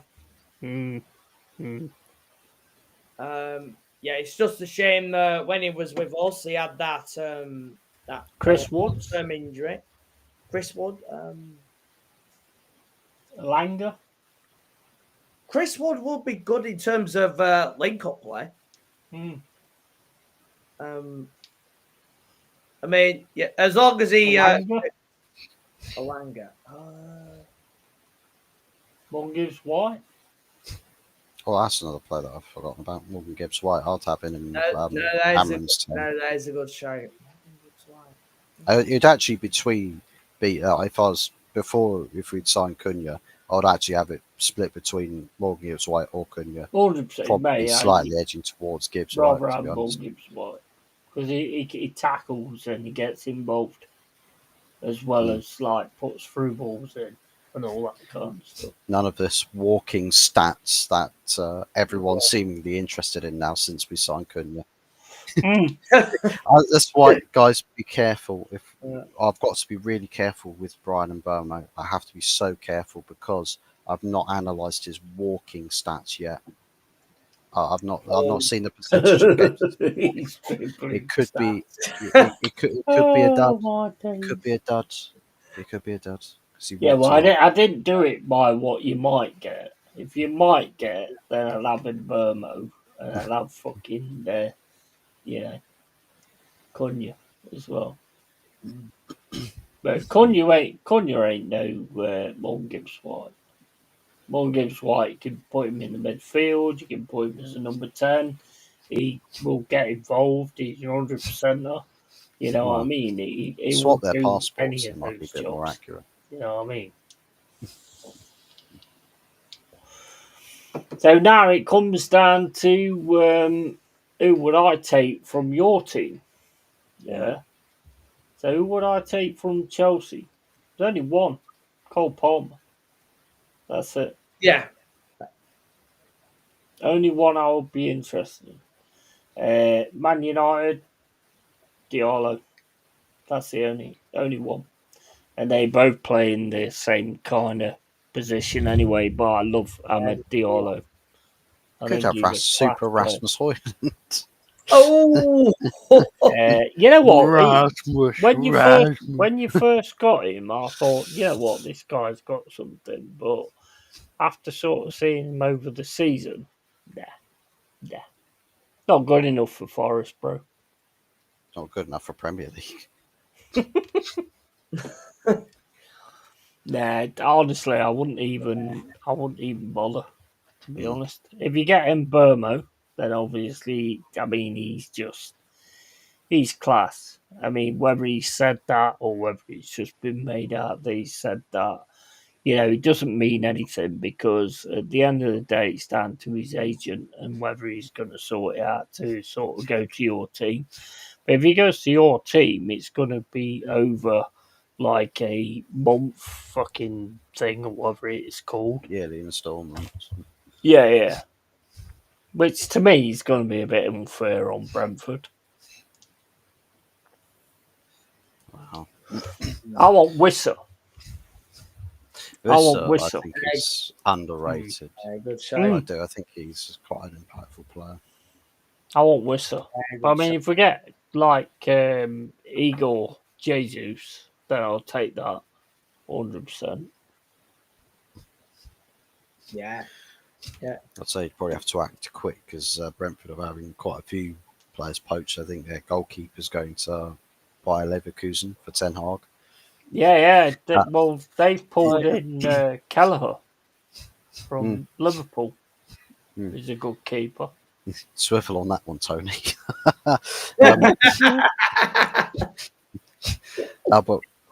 But I think as well, it's like Ten Hag, he really has cemented himself as a real ball fraud because he's not taken Onana with him to Leverkusen. How dare he? He's signed Onana to ruin Manchester United. He was like, Yeah, I'm you going to know sign what? You have a major history of signing bad goalkeepers. What was that? What was as soon as you lost Barthez. Schmeichel, you got that guy that was like supposed to be the next big thing, and he just let a P roller in under his arms. I can't remember who he was, but you had a really bad history of goalkeepers. Yeah, it's only really 3 goalkeepers in almost our whole history that is that's really been all that. It's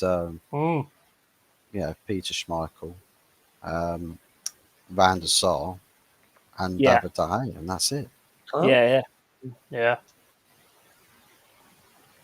Sergio Romero, to be fair, barring 1 or 2 howlers, was a really good shot stopper. To be fair, and for a backup goalkeeper, was deemed as like the greatest backup goalkeeper you could have. I'll tell you what. I'll tell you now, right? You should never let Dan Henderson go. Dean Henderson. Dean Henderson, sorry. He's a quality goalkeeper. I mean, he was with us like for the first season that was in the Premier League. Shot stopper, absolutely amazing. Not the best distribution, but look at Crystal Palace. I mean, well, maybe he should have got sent off in the FA Cup, to be fair. But, at the end of the day, that guy is fucking class. Should have kept hold of him. There was another goalkeeper that we had. It's Matej Kovar, who's now doing good stuff with Leverkusen. So we had him starting in a pre-season game or two. And I was like, this goalkeeper is decent. He's a decent goalkeeper, and judging that he's quite young, he's good. The fact that he's generating interest from Leverkusen, and they're like, we want him definitely to be in our setup. And the only reason why he doesn't play all the games for Leverkusen this season is because they've got like a solid first team experienced goalkeeper in his 30s. That's a goalkeeper worth keeping instead of signing a Turkish bloke who, aside from being affiliated, being from a country where people go to recover their hairlines, doesn't really and their teeth. Mate, you probably spend more time saving hairlines than you save shots in goal. Like, it's incredible. And that's your backup goalkeeper. Can't displace Onana despite him making, colossal mistakes every single week. And it's like, that's the state of a goalkeeping now. We got rid of De Gea by disgracing him. He's now earned himself a contract extension with Fiorentina. Monaco wanted him as well. So despite having a year out of the game, he's still playing in first division football in Serie A. Sergio Romero got disgraced as well. I don't know what it is. We've had some good goalkeepers that were decent, but then we just haven't managed them properly at all. Contract situations we just never resolved. And disgraced them straight out the door of the club. And it's like we then replace them with, the second coming of Christ, which then ends up being the first coming of Satan, or the Antichrist. Because quite literally, you could call Onana the Antichrist because the way he's afraid of crosses and wants to stay on his lines. Oh my, mate, he is awful. It's like you spent £50+ million on that guy. to replace David De Gea because apparently he was the next best thing in goalkeeping, and he's proven to be one of the worst things to ever happen to goalkeeping. Mm. Like it's absolutely immense, and This now is, when this is the difference. This is the gulf between different leagues. Mm. Because Onana looked amazing for Inter Milan, Yeah. but the way that league plays, you're only going to get a shot every fucking 10 minutes or 20 minutes or whatever. In the Premier League, it's different. You're going to have to be goalkeeping fucking 100% for the whole game. Mm. And I think this is the difference between the leagues. Same as strikers. If you get all that space and you're able to pick your spot, you're going to look amazing. Look at Haaland, Mm. for instance. Yeah.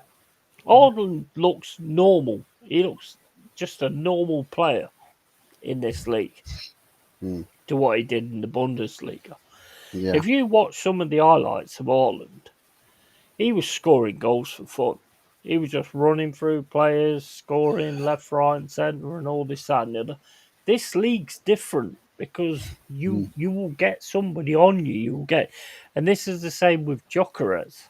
You are going to get pressure. You are going to get marked out of the game and all that kind of stuff. So it's not a very good sort of way to look at it, as in, yeah, he's great over there, but is he going to be great here? Same as I say about these 3 Brazilian players that we're going to bring in. Yeah. It's like, well, can they handle the Premier League? Mm. We've seen it. Look at Robinho. Is it Robinho that signed for Manchester City? Yeah. He was shit. He sucked. Yeah. Because Yeah. The funny thing with him is that he I think it was his agent said, "Oh, you're going to a Manchester club," and he was just like, "Oh, Manchester United, yeah, yeah." yeah. And he turned up, he realised this ain't Man United. What the fuck is this? he was so excited to go to Manchester because he thought he was going to. There's certain players that make it in this league, and there's certain players that don't. Mm. I mean, it's like Yaya Toure came over, played What for a beast. Manchester City, worked out, the way it works, and he was amazing. Mm. Company, exactly the same. But Stam, another one, exactly the same. But there's certain players that come to this league and realise, oh shit, somebody's fucking at me straight away and trying to tackle the shit out of me. How do I deal with this? If you watch the Italian Serie A, Yeah. you get so much space to make that pass. Mm. You know what I mean? But when you're in England and when you're playing in Premier League, you ain't going to get that space. A lot of it's down to physicality with the Premier League. There's not Look at technical David base. Silva. David Silva worked it out that you've just got to fucking. I mean, yeah, they use a lot of door courts as well. Eventually, they start using door courts. Arsenal, as always. Oh yeah. And start. Well, I mean, don't you say fucking because Chelsea's been doing it for years. Yeah. But That's, you've been doing the fucking diving all over the place, and and it becomes like part of the game. It does. It becomes part of the game, and it's like, well, everybody starts doing it then, and it should have been sort of counted out a long time ago. I hate it. I can't stand it. I hate it when someone dies. And I'm not saying like in the 70s or 80s that somebody might have dropped down when they shouldn't have done. I don't think they did, because if you watch the games, they get proper took out. I mean, proper. So You remember the 70s, proper took out. I watched 80s, fucking proper taken I out. watched a game with Man United versus I think it was Watford in Mm. like 2006 or something. And in that game, I think it was Van der Sar, had like a busted face by the end of the game, and it was proper brutal. But they weren't all like, "Oh, referee, what's this all about?" Nah, The yeah. story, for example, about Nani at Anfield.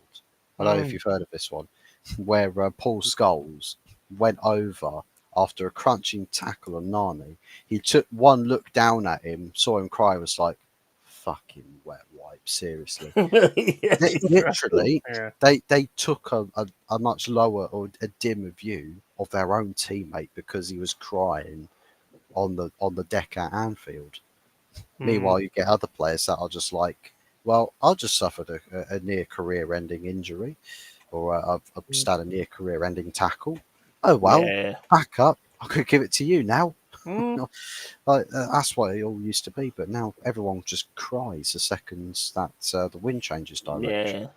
Yeah. Don't you think it could have been sort of? I mean, I said right from the start, as soon as like all these foreign players came over into the league, all you had to do right from the start was make it a red. If you dive, it's a red, and teams would have changed their perspective. Managers, because you're not telling me managers don't turn around to players, especially Arteta, don't turn around to players and go, if you feel a little bit of contact, go down. And Shearer said that, and I love Shearer. I think Shearer was a great player. I think he was a great striker. But for him to turn around to pundit and say, if you feel any kind of contact on your skin, you have every right to go down. No, that's not part of the football rules. Yeah. If you get taken out, that's part of the football rules. But now players are like, well, I could get injured here, so I'll just dive over it and fucking drop on my horse. And I hate that. I fucking hate it. Yeah. He would say that though. I mean, he was a striker himself, weren't he? So you know, It's pathetic though. that I is mean, he was a tough striker. He was a tough striker that you couldn't really take down. Even if you kicked him in the box, it wouldn't have mattered to him. He would have still kicked the ball in the goal. So don't then be a pundit and say, oh, if you feel any sort of contact, then you have every right to go down. No, you don't. That's not the rules. If you get taken down, you get taken down. That's the rules. And Bruno Fernandes is another one of the worst of it. I mean, the worst I've seen, personally, is Ronaldo. Ronaldo was terrible at it, diving. Well, it's always the dive and it's the theatrics that follow. It's like, oh, what? Why did I love that? Rolling around about 10 times on the fucking pitch. Oh, for fuck's sake, man. yeah. I've got some Forest news for you, Yeti. Just Go on. broken. That Olympic Lyon are closing in on a deal to sign Danilo from Nottingham Forest with a €25 million proposal sent. 25 mil. Get on. Yeah, I mean, Danilo, I like Danilo. Don't get me wrong. I do like Danilo. He don't seem to be sort of like coming on to the points that we want him to. So, yeah, I have no issue with that. Did you think that was going to upset me? No, it's just like He was not like, seen it. "Fuck it, I'm gonna go for you. I'm gonna punch him right in the balls." Failed, mate. I could Failed. bring up a different story that would probably make you, but yeah. Go on then, bring up your different story. Well, this one I'll have to make. I'll have to generate this from the Rabrizio Well, you have to make it up. Romano. Rabrizio Famano. Is it Fabrice? It's Fabrice said it. Fabrizio. Full of fucking wind. The best smelling journalist, you know. That's almost a bit Geordie there, but never mind. Maybe there is a Fabrizio that's from Geordie land, but maybe I don't know. Yeah, that's Mama on that one. Yeah. Go on then. What's your story? Once upon a time, Jimmy Sapner. Gee, shit, not that kind of story. Did you go on Jim will fix it? We don't want to know about it. Did you? Well, we've already got a project Jim will fix it with Ratcliffe at the club, so it's kind of giving me nightmares as it is. But Jim, Yeah. can you fix it for me to see a Manchester United team that's any good? I'm going to put the Manchester back into Manchester United. Oh. Same way I'm going to put my tool into. Never mind. Yeah, but what I can do is give you a badge and then fuck you up the arse. That's what he would have said. I'm going to up the prices so it costs more to watch Manchester United than it does subscribing to Pornhub Premium. That's probably what he's basing his prices off. To be fair, he wants to make profit off of the subscriptions. So what's your Forest story anyway? Nottingham Forest owner sells up to buy Derby County. No. Now that would ultimately just finish it. You'd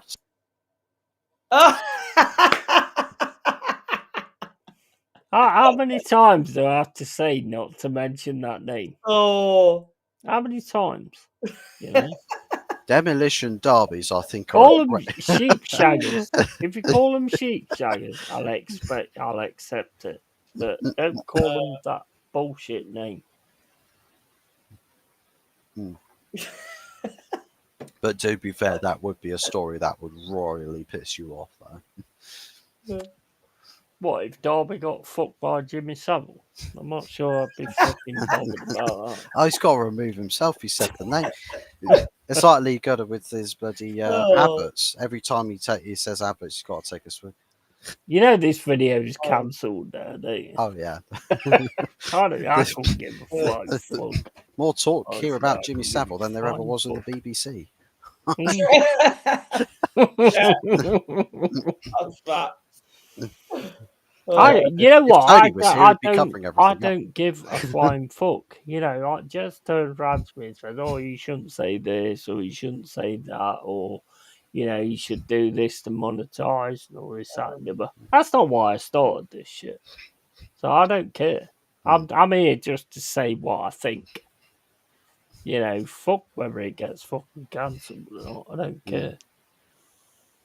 Yeah, exactly. Best way, innit? It's like, oh, you won't get no ads on that, and you won't get no ads on that. Mate, I'm not here. I don't do this to make money. I do this to chat to people and stuff like that, because in real life, nobody chats to me. Probably because I've killed most of them. But, you know, it's like, you know, and that's why I do this. I just enjoy the conversation and stuff, because I live on my own. So, you know, that's why I enjoy about it. But anyway, what was your Forest story? It's going to piss me off. Was that it? Yeah, your owner ups Nottingham Forest and heads off down the road. Oh, right. That was shit. You're a very good comedian, eh? Oh, well, meant to be a comedy. It wasn't meant to be a joke. It was meant to be hypothetical. You know what? Somebody said you look like Jimmy Cole. You might look like Jimmy Cole, but you're not like Jimmy Cole. Well, I mean, we've got somebody in the chat that keeps calling me Andy Murray or Fuzzy Murray. I think Andy Murray. Yeah, Andy Murray. Yeah. Oh, well, where's that coming from, mate? Why is this a comparison? I don't know. I don't know why you get these people in your chat. I don't know why I don't see your lives either. I don't get no notifications or anything. Probably shadow banned. I don't see any notifications when you go live at all. Do you think that's because I've unsubbed? Probably have.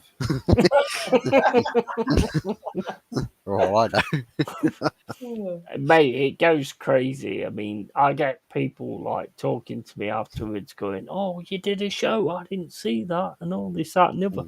And I'm like, "Well, open your fucking eyes then, you fucking idiot."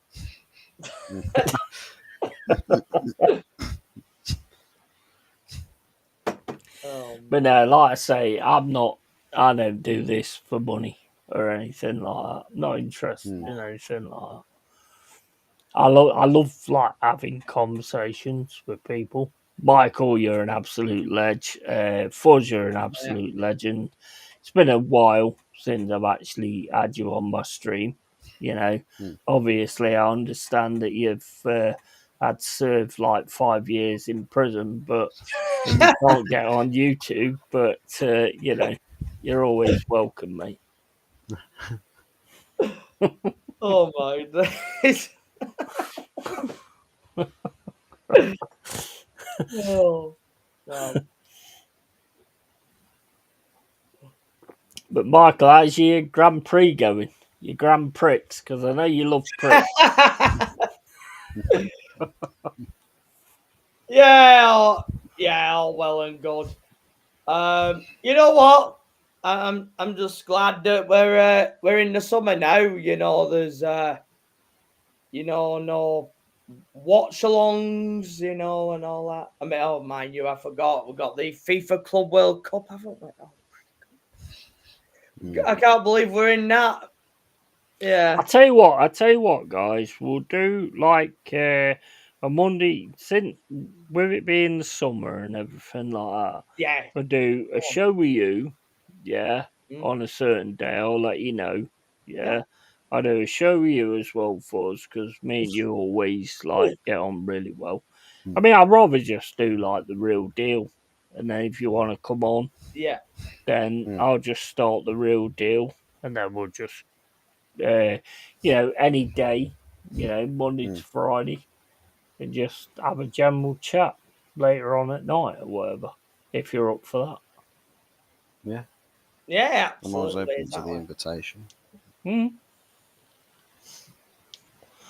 You're always welcome, guys. Yeah. Always welcome. I mean, whenever I do the real deal, everybody's welcome. You know, I mean, normally I'm not fucking drunk. I don't know who's on anyway. It just fucking goes, doesn't it? It just goes where it goes, and Sometimes I look like Mama Flossie at times.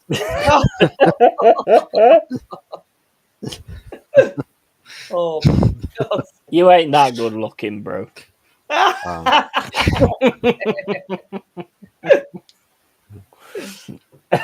But yeah, just have a laugh and stuff like that. I want to sort of, obviously, I've got memberships now, so obviously, I want to do things involved with that as well. Like, what I want to do is I want to do like movies, where we watch movies together with the members. Not the people that don't pay for memberships. You can fuck off, you cheapskate bastard. No, I don't care about that either. I mean, I'd do that anyway. Like new movies as well. I can get a lot of like films because I'm a bit of a dodgy bastard, so I can get streams and shit. They can watch streams and shit of like the new fucking mission. I tell you what, this is fucking hilarious. This is. I was sat the other day and I was like, oh, I watched that new fucking Mission Impossible film, right? So I goes on to the fucking stream thing. I was sat there watching it. I'm thinking, fucking hell, you've done the same thing as what you did in the first film. Then I got through the film. I looked at the thing. It was the fucking first film. I watched the fucking wrong one. It's like, fucking hell, you're copying the shit that you did first off.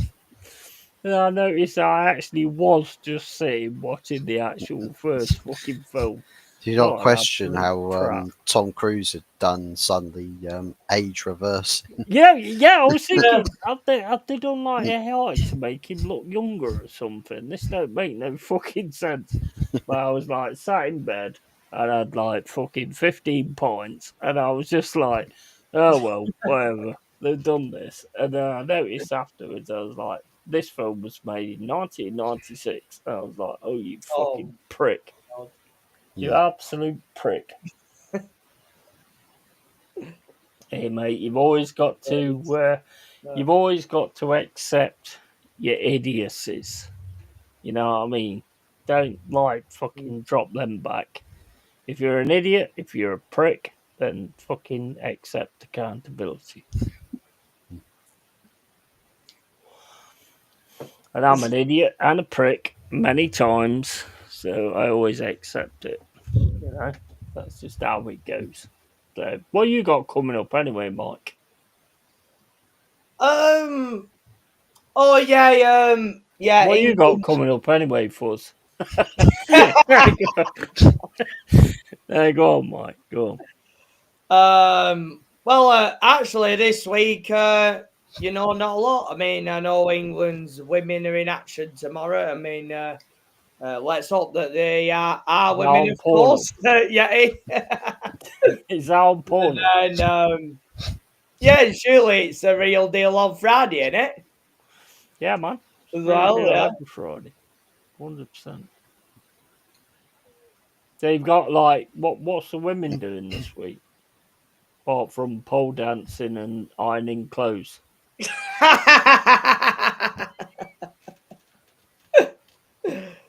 Oh man. Are they washing up? Yeah, well. Are they Making doing baked are they beans doing on what they was toast. made to do? Are they doing what they was made to do, like stay in the kitchen?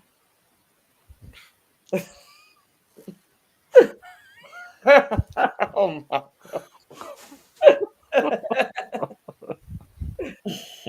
oh God. He Yeah, don't know how to answer that, does he? I don't know how to top that one yet. I don't know how to top that one, geezer. You raise the bar every time, don't you? Oh, My fucking glasses are steaming up. yeah. Yeah, but yeah, and in that time, Bowley will probably sign another kid just before the bloody FIFA Club World Cup starts. Instead of When an does that Osman or a start? When does that FIFA World Club Cup thing start? I think it's 14th or 15th of June or something like that. Hmm. Oh yeah, of course we're in that because we won the Champions League about what feels like 400 years ago. Since we won that with Tuchel now. Man, it's felt like that ever since this ownership have bloody been here. But you know what? They could go right back out, or better still, they can go to Man United, given that they love getting on with Ratcliffe these days. I mean, God, football's done on it, man. It is. It is done. Yeah. I mean, like what Cole was saying the other day when PSG scored the goal, and who was it? Fucking, I can't remember. He used to play for Inter Milan, and he didn't celebrate at a Champions League final. Amil, what's his name? Fucking Amil or something. I don't know. But as soon as he scored, because he used to play for Inter Milan, he didn't celebrate. Oh yeah. The fuck is Hakimi, that about? Oh, it's Ashraf Hakimi, wasn't it? Yeah, Hakimi, that's it. yeah, it was. Yeah, well, I said to Cole, if it was me, I'd have been like going, fuck off. I'd have been doing that, I would. I'd have probably been giving the wankers on. Yeah, fucking wankers. Going against you. Yeah. So you've got the Super Cup. When's the Super Cup? In that August or something. Is that August? Super Cup. Oh mate, PSG versus Spurs, Super Cup. Mate, gotta feel sorry for PSG, ain't you? Having that one. Well, at least for them, it's probably a much more guaranteed trophy at the start of your season, so that's always nice. Oh, Spurs, I mean, fucking hell, you can't knock them, can you? Really? But you can. But yeah. Yeah. Yeah, but I mean, same as West Ham, innit? They've won a chocolate cup. Chocolate European Cup, so... Yeah. Gotta give him respect, I suppose. It will probably have melted by the time they get to the Super Cup. Yeah, if it doesn't have legs and walk off instead. Yeah. What about Arsenal women winning the Champions League? Oh, That's know. that's Arsenal fans can't believe clinching it. onto the European glory and claiming it as their, as the men's team success as well. Yeah, 100%. Back in a sec. Yeah. I Yeah, suppose- Odegaard and Saka played in the final. Well, yeah. To be fair, just say, well, I'm a woman, so I now suddenly recognise as part of this women's team. That's all it takes, it seems now, Yeah. Fuzz, these days, bro. Yeah. I mean, yeah, football has gone to the rainbow land. Seriously. It's actually quite funny. A lot of the people or companies and organisations in a lot of different sports or esports and stuff that usually this time last year were just like, oh, happy Pride, everyone, happy Pride. Oh, it's Pride Month, guys, it's Pride Month. Nobody is saying it this year. Nobody is saying it. Funnily enough, That's the most true, yeah. significant ones are the ones that have got like investment or sponsorship, like ties to Saudi. And one of the journalists is like, guys, it's June. Do you know what month it is? Do you know what's going on? What else happens in June, guys? What else happens in June? A lot of these game companies are just like, yeah, in this side of things in June, we've got this happening. And in this, what else is happening? It's classic, but yeah, it's Yeah, all Gooners celebrate that month, Fuzzy. mate, it's apart 12 from, months a year for them. What else do they have to celebrate? the We Beat Real Madrid award.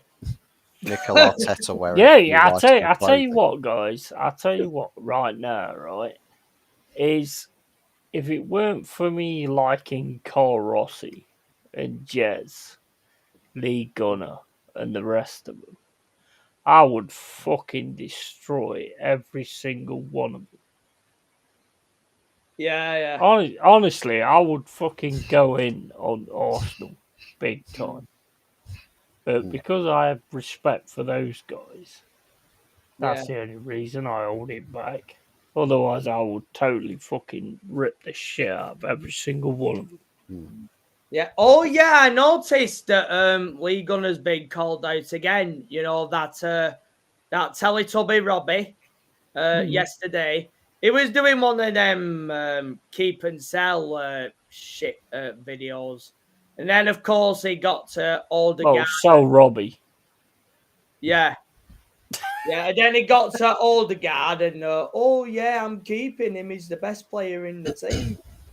And then he didn't say us in so many words on the ones who say get him sold and that, but I know who he meant. And this is what they're like in on these channels. They'll call people out, but they won't say the name. But we all know who they all mean at the end of the day, don't we? Yeah. Odegaard's shit anyway. So I don't get the bloody hamper on that player.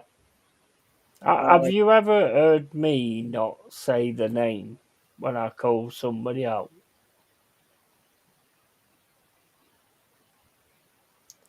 You have to have a bit of bollocks about you.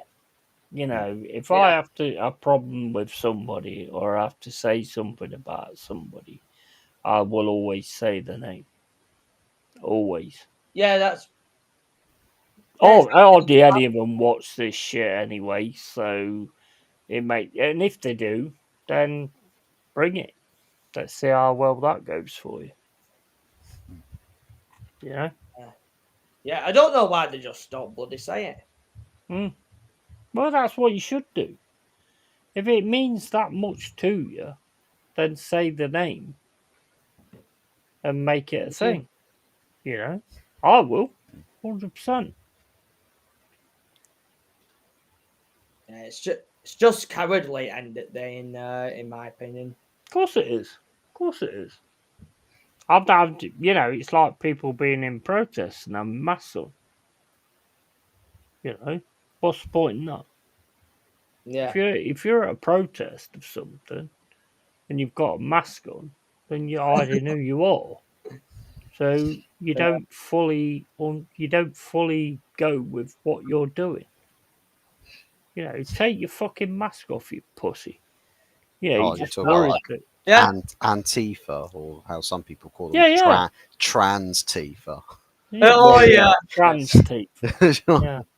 yeah. Antifa's the worst thing on the planet, saying that they're like fascists, yet the fascists themselves. They're Yeah, telling you how to think. That's Yeah. the definition of a fascist. yeah. It's funny how they always keep mentioning bloody Nazis. They've never lived in that time. They've never. No, yeah, exactly. So, Exactly. it's just classic old gaslighting. Yes, see, that's what it is. Thing is, bro, it's all paid for. It's all Yeah. paid for. This it will be. is all by design to cause upheaval in this country. It's Yeah. all by design. You know, and a lot of people just don't understand that. And to me, the thing is that fucking annoys me is you've got all these people in these fucking marches that are Palestinians saying fucking save Palestine, but you left. You left. Yeah. You know, it's same as the Ukraine thing. You're turning around and going, oh yeah, my country's going through this, my country's going through that. But you left. So why didn't you fight for the fucker? Why did you stand in this fucking country miles away fighting for something that you was actually there and involved in and you escaped the fucker? You didn't fucking fight. You fucking ran. You left. Yeah, exactly. And yeah, and of course, they got all these famous faces out there to be the sports person and all that, don't they? Of course, Zinchenko's a bit like that, isn't he? No, he's the worst. Yeah. And Mudryk, I think Mudryk did it as well. Yeah. He left Shakhtar Donetsk, didn't he? Yeah. Went out with all. So why don't you just stay there and fight? Yeah. Shut up, you fucking prick. Anybody can fucking argue about something miles away from it. Anybody can protest for something miles away from it. But you was there. And you now come to the fucking UK and you got, I mean, that one I saw the other day, that protest that I saw the other day pissed me off big time because the guy that was chanting started chanting different languages and all the fucking idiots was chanting exactly the same thing, not knowing what the fuck it meant. Yeah. And it was all terrorist bollocks, you know? Yeah. And it's like, fucking hell, what is wrong with these people? You know, I mean, it's like you get BLM, Black Lives Matter. How many Black Lives Matter rallies did you see full of white people? Yeah, it's mad. Are you just a fucking deluded twat? You know what I mean? I mean, look, at the end of the day, everybody's lives matter. Everybody's lives matter, you know? And you're standing there doing that and chanting things you don't know what it means. Yeah. What a fucking retard you are. They're all sheep, yet it's all meh. That's what it is. I mean, many of them. It's all by design. It's all by design, though, mate. It's all down to creating civil war. It's all down to the New World Order. You know what I'm talking about. Yeah. That's what it's all down to, and it comes in 2030. You know, it's always been set for 2030, and that is exactly what's going on right now. Yeah. The police have sold out. We've got no police force whatsoever. They only care when we go against them. Don't care when they go against us. You know, and that's why. To be honest, mate, I mean, I'm at the verge of like doing this. You know, where you sort of go out on the streets and you film, Yeah. you know, like these auditors kind of thing, where I just go out on the Nottingham streets and I put my phone cam on and I do lives Yeah. talking about what's going on, stuff like that. Bro, you get massive by doing that nowadays. You get massive. But it's not about that. It's more about like sort of, you know, showing exactly what's going on. Because the mainstream media won't show you. Oh no, You know? no, they won't do that. No. I'm on the verge of actually doing that. Where I just go out and just video people. Yeah, I mean, we've got a mainstream media, Yeti, that say men is a she and a bloody her these days. Oh my days. I mean, it's it's all bloody.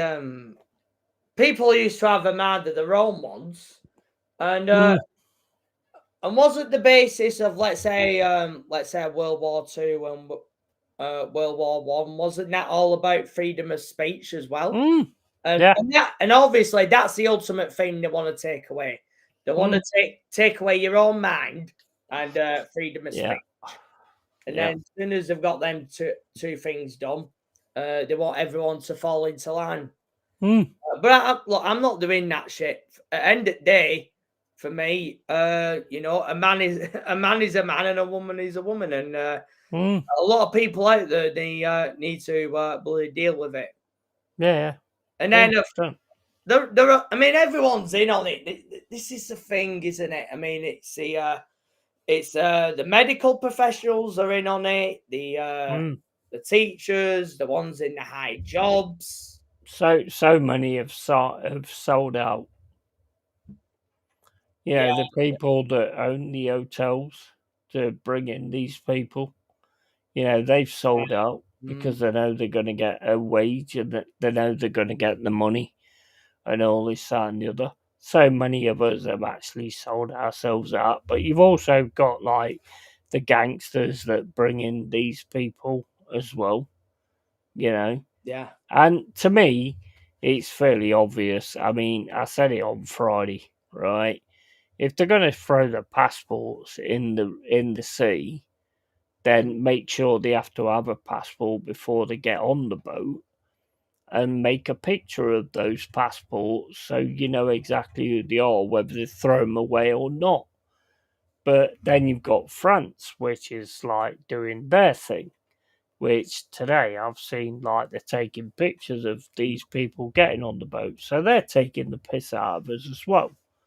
Because we've got a prime minister that's an absolute piece of shit. Yeah. That's just working. He's a puppet. He's puppet, basically, for the WEF. He's a fucking puppet and he's just doing what he's got to fucking do. Yeah.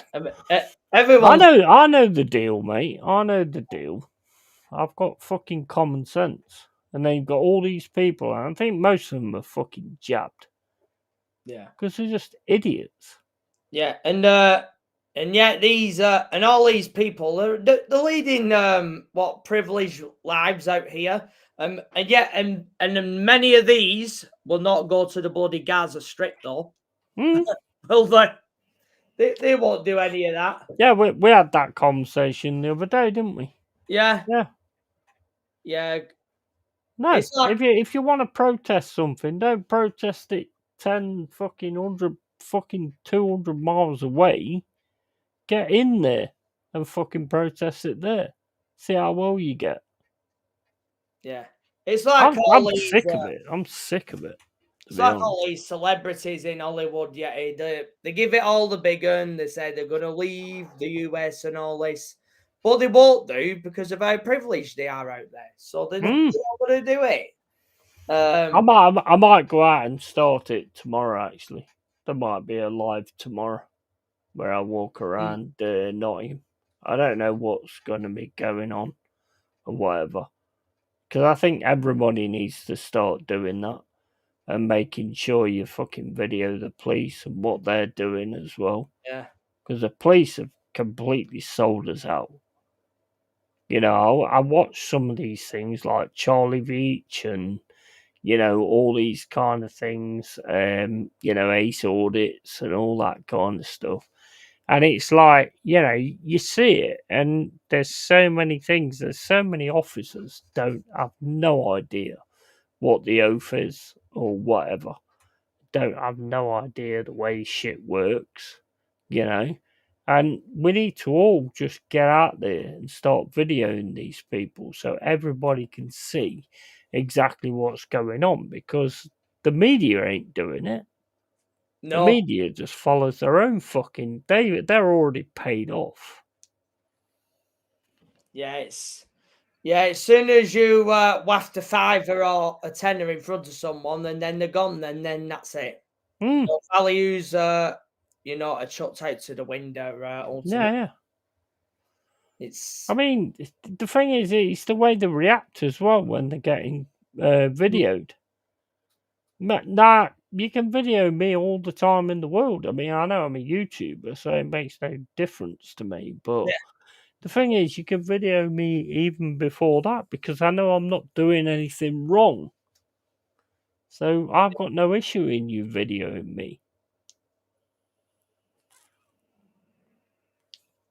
Yeah. The world's gone mental, bro. They have. The world's gone It's fucking mad. mental. It is mad, bro. And you know, but yeah, I mean, I just don't know where we're gonna go with it because I mean, we all know what it's building up to. You know, Yeah. How old are you? How old are you, Michael? 37. 37. Yeah. Now I'm 52, and I was saying to my landlord the other day, did you ever imagine that it was going to go like this? Because I didn't. It's gone in an insane fucking way, where everybody's protesting, everybody's out on the street all the time. Fair enough, you want to do it in the week, fair enough. But when people have been to work in the week and want to go in town and have a sit outside of a cafe and have a coffee and a chat, and then they've got you shouting fucking free Palestine and fucking this, that, and the other. Have some fucking respect, man, for people that's fucking been to work all week. Gays for Palestine, gays for Palestine. That's the most hilarious thing I've ever heard. And then they'll go to Palestine and get stoned to death the second they yeah. on the ground. And it's well, it's also in their religion. It's also get set on fire and thrown off a cliff. Yeah, it is. Yeah. So it just makes no fucking sense. And you know what, Fuzzy? It's all about division. I know you're 22 years old, so you're younger than what I am. Wish I was 20. But it's all about fucking division. That's all it's about. All of this is about dividing us. They'd all love a free trip to Dubai, though. Yeah. So But the thing is, it's all about dividing us. It's always about whether it's gay, straight, whether it's fucking this, that, or the other. It doesn't matter what it is. It's all about dividing us. I don't give two fucks about people that are gay. As long as they don't try and shove it up my arse, I don't give a fuck. But yeah, exactly. Yeah. I don't care. You live your life. You do whatever you want to do. If you want to dress as a woman, that's fine. Do what you fucking like. Yeah. You know, I don't care. It's like all we care about, right, is if people just stay in their own lane. Like, we're not really all that bothered. But the problem 100%. is it's like, for example, I've seen a clip today where it's like some transgender person is really pissed off that, you know, the cisgender people, or people that just biologically who they say they are, won't date trans people. Or if you don't date us, you're transphobic. I'm like, no, it's because you're a man. My bad. I guess if I guess if every woman on the planet or man on the planet who's in a marriage right now is, they must be transphobic because they're married to the opposite sex and it's not trans, and every billions of transphobes all over the planet. What will we ever do? There's a genocide going on, guys. It's basically because you're a man and you've got a cock. So I don't want to date you. It's just because you look like Andy Carroll. I don't fancy. I don't fancy dating somebody that looks like Andy Carroll. I mean, this is the thing. I mean, it's fucking, I mean, it's like, I always look back to, like, Crocodile Dundee. You remember Crocodile Dundee when he fucking went, oh, that's not a knife, this is a knife, or whatever, and he grabs that fucking tranny's bollocks. This is like fucking back in the day, isn't it? And all that kind of stuff. And it's like, the thing that fucking winds me up is when they turn around and go, oh, if I take somebody back, I don't have to tell them that I'm a man. But when they kick the fuck out of me, when they realise I'm a man, that's out of order. No, it's not out of order at all. You should have been honest. Yeah. I mean, there might be guys out there that if you was honest with them, would go, oh yeah, I'll go with that. Yeah, I'll go with that. But it's like, no, they just decide to fucking do it a different way and go, all of a sudden, flop the fucking dick out and go, right, who's fucking who? And he's like, the fuck? What the fuck's this all about? Yeah, I mean, fucking, I'll just be honest. Everybody, just be fucking honest. This is the problem, in my opinion, that's gone on for the last 5 years. Honesty is becoming something that's a hated trade. Oh, yeah. And if you're honest with people, you can't go wrong. Yeah. You can now. Obviously, you can now. But, if you're honest with somebody, you can't go wrong, in my opinion. And it's as soon as we've lost that, that's where it's all started going shit. Yeah. Just be honest. Say, if I'm fucking dancing, I mean, I ain't gonna. I mean, if you watch Jerry Springer, some of them did actually look like, oh yeah, you're a good looking bird you are until you take your cock out. But, I mean, you're with someone, you're having a dance with them and stuff like that, and you're getting if you're dancing with a woman and you sort of have that soft song where you're getting close to them, I'm sorry, but if you can't tell that there's a swinging cock there, there's something fucking wrong with you. Well, I mean, we're living in the day and age where 3-year-olds can get expelled from nursery for being allegedly transphobic. Yeah. Oh my days. Seriously, I'm like, how do you even decipher a 3-year-old or 4-year-old's intentions to be derogatory? That's just ridiculous. You can't. It's literally impossible. It's like even when you get little kids go up to somebody of different skin color and they're like, why is his skin color like that? You don't go, oh my god, don't be racist, you're a racist, I'm putting you up for adoption, selling you to eBay. You don't do that. You just explain things. But apparently you're not allowed to even do that as a 3 or 4-year-old. So the kids of the next generations and future generations are cooked. It's pathetic. Honestly, it's just pathetic. It's pathetic. And I think it's all by design as well. It's all by design.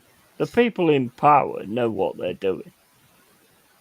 They're all sort of dividing us all the time. And that's how they win. You've heard the old saying, united we stand, divided we fall. And they are dividing us all the time. Whether it's through race, whether it's through sexuality, whether it's through anything. And all these people are just falling for it. Yeah. I don't have no issue. I mean, my landlady is a fucking, transitioned or whatever. Whatever. that's my cousin. I've known them all my life. So I'll accept it. I won't accept every single fucking one of them just because of that. You know, I'll accept my cousin because I've known them all my fucking life. You know, the rest of them, it's like, well, you know, if you're a good person, I don't even know how it works. I'm a Christian, so you know, I know they're going to raise their comeuppance at some point. So it's not down to me to do that. Yeah, exactly. You know, I mean, you've got. I mean, it's like, to me, it's like if you're talking to a woman who's married. Yeah. If you're talking to a woman who's married, you're not going to keep going, oh, I'll fuck you in 10 minutes or whatever. You know, and it's same as if you had a guy who you was talking to who was gay, you wouldn't expect the same thing back from him because you know what your stance is and you make it clear what your stance is. Yeah, we can talk and we can get on, but as soon as you talk about fucking getting in my fucking chocolate starfish, then there's a problem, you know, because that's not what this is about. It's just, well, it's just a respect thing, isn't it? There's a problem with the left. The left is completely intolerable to human adult conversations. Just if you don't agree with them and you don't live to their rules, you know, it's not about equality between the right and the left. It's about equity. You know, Yeah. it's like reparations. You get people saying, "Oh, we should get reparations for what? For how we were treated in the past." Oh, you mean the way that you guys are currently being treated out in your home nations, in your home continents, by your own people? Are you asking for reparations for them, the suffering that they put your ancestors through? Nah, Yeah. I'm just concerned about what happened If because of one other skin color. if we don't leave history behind, then we're caused to repeat it. You know what I mean? To If acknowledge it, we yeah. need to just leave it behind. Yes, what happened was not good, and it wasn't on a certain race or said this is something, but every race did bad things. Yeah. If we don't leave that behind, it's same as history. If you don't leave history behind, then you're going to repeat it, and that's exactly where we're going. I don't give a fuck whether you're black, blue, fucking yellow, fucking pink, or what the fuck you are. You know, if you're all right with me, I'll be all right with you. You know, you need to fucking put that shit aside and just get on with your own fucking life. Yeah. I think That's the way I've always looked at it. all I'll probably say is if what's his face, Craig Armstrong was it? No, Louis Armstrong. If Louis Armstrong saw the world today, I don't think he would have bothered writing the song "What a Wonderful World." He probably just said, "What a fucking shit world." You know what? He released that instead. If God saw the world today, I think he would have just gone, fuck this. Forget it. I'm not even going to bother with Noah's Ark. Let's just forget it. I mean, because, I don't know what you know about the Bible and all that kind of stuff, but rapture and all that kind of thing. If I was God, if rapture's coming, just fucking clear the old fucking slate and just start again. Seriously. Because it's just gone mental. Because nobody understands. I mean, you can't even argue with these people. You can't even give them facts. Because they're so fucking blinded. And I don't know whether this is down to having the jab for COVID or whatever, but it seems to have got worse since that happened, to be fair. And they don't even listen. I mean, my mum and dad used to fucking listen to what I said. And even then, like, fucking, oh yeah, I'm not too sure about that. I'm not too sure about that. But you got fucking jabbed. I never got jabbed. There's no one on this planet I was having that vaccine. I just knew straight away it weren't right. I could see exactly what they was doing. I mean, I've been like this for like, what, I'm 52 now. Since I was 30, I was in groups about this kind of thing. And now I see it all coming to the fore. And it's just fucking ridiculous. This cashless society. Don't buy into this cashless society. No, I'm Because, always keeping cash on me. yeah, exactly. Always keep fucking cash, because as soon as they fucking have you in that, they know exactly what you're spending. They know exactly where you're going. They know exactly everything. So don't buy into that. Always use fucking cash. Don't go Also, into this fucking cashless society. you also see how screwed people really are. It's like the power grid failures in Spain and Portugal. That when all the cash machines went down, all the people with card payments, oh, I can't do card payments, you can only do cash. Oh, I don't have cash. Oh, that's a shame then. Yeah, exactly. They control everything. If you don't have cash, they control everything. Because cash was a mistake on their part. That's why they did the cash thing. But now they realise it was a mistake on their part, and that's why they're trying to make it with cards and everything like that. Because they can tell him. You think about it, right? You have another lockdown. You have a lockdown, right? And then all of a sudden you decide to go out your house and get some money from the cash machine. They know exactly that you've gone at the perimeters of your house, and then they can come round to your house and go, "Oh, you're getting a £50 fine because you've been over there," because they know exactly where you're going. So you've got to keep up with cash. I know it's easy with a card. It's easy as fuck to just go, "Here, here's my card, job done," and all that kind of stuff. But that's how it's meant to be. They're meant to make it easy so that everybody does it. And unfortunately, everybody looks at the easy way. This is so much easier than having loads of change in my pocket or having loads of cash in my pocket and all this, that, and the other. And that's how they did it. And that's how fucking they know how to play us. Well, they think we're all stupid, but we're not. Yeah. And they realised that when the jab went out, because not a lot of people did it. There's a good percentage of people that didn't get jabbed. They'll never tell you that, but there is a damn good percentage of people that didn't.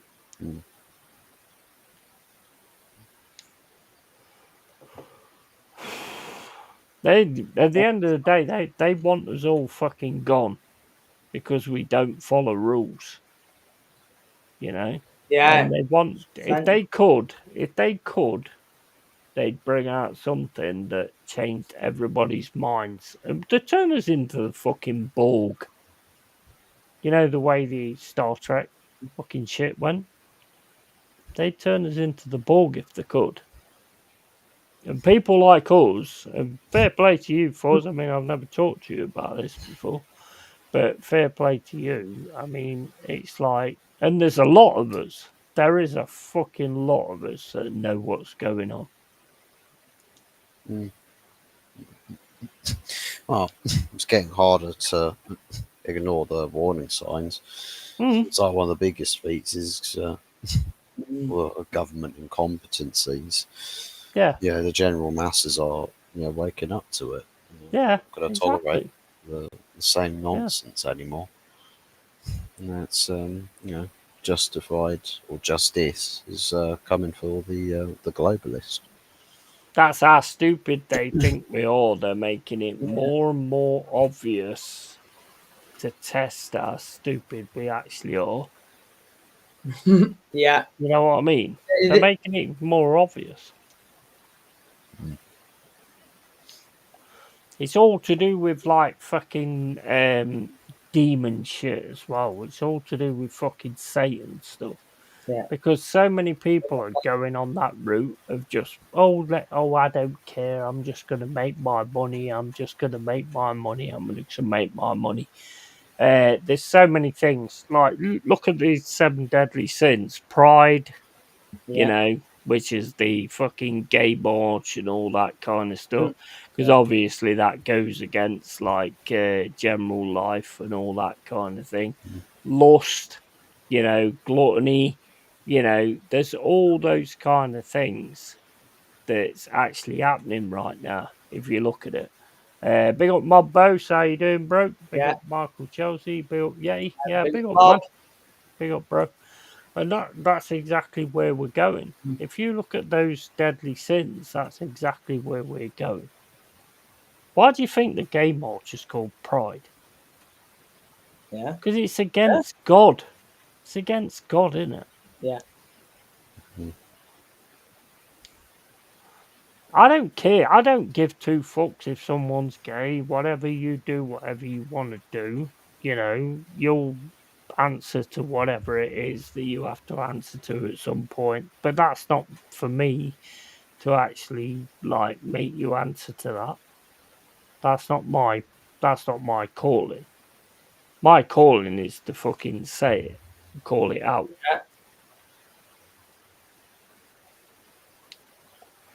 Yeah, say it how it is, because if no one does, it'll never. If no one says it how it is, it's just gonna go. Mate, evil only actually fucking does anything when good people stay silent. Yeah. That's the only way that it actually prospers, when good people stay silent. Yeah. And I think even now that I don't stay silent about anything. Ah, If I've got to say it, I'll say it. And that's it. yeah. Yeah, there's just not a lot. There's not a lot of it out there, people saying it how it is, and people. I mean, there are some that are slowly doing that now, and I mean they're already getting rattled as it is, knowing that people have started to say it how it is now. It Mm, just needs another set of people to do that, and then I think the scale will be finally tipped at long yeah. last.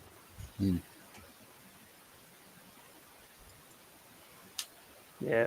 Big up Jesse's Arsenal. Big up Yeti and guys. How you doing? up, And Jez. Yeah. Stephanie Griffiths. Big up to you. Steph. Big up Yeti, Michael and Fuzzy. Yeah, I mean, it needs to be something that. This is why I created this channel. Yes, I talk about football and I talk about Forest and all this, that, and the other.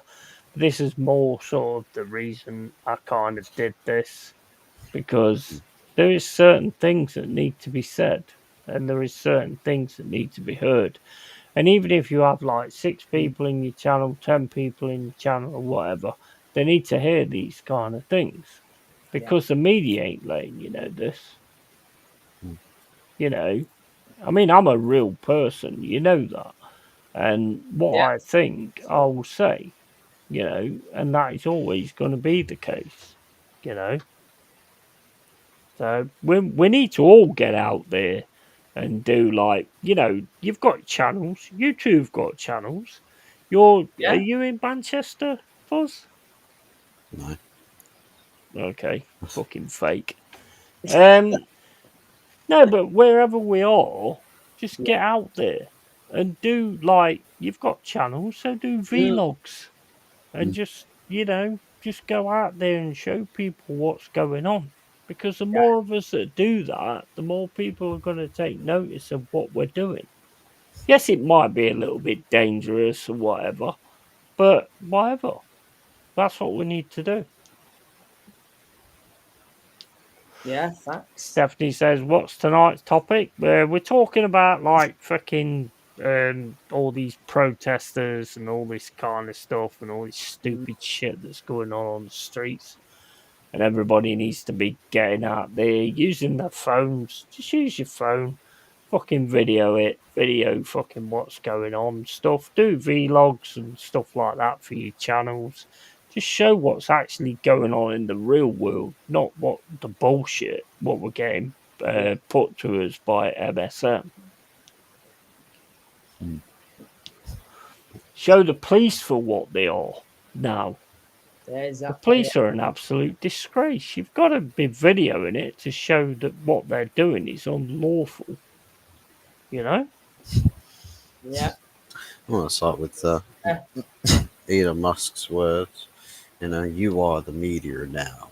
With this X platform, stop the original Twitter censorships from the moderation teams there, sack 90% of all the staff, and protect the I think it's like First Amendment. X is brilliant.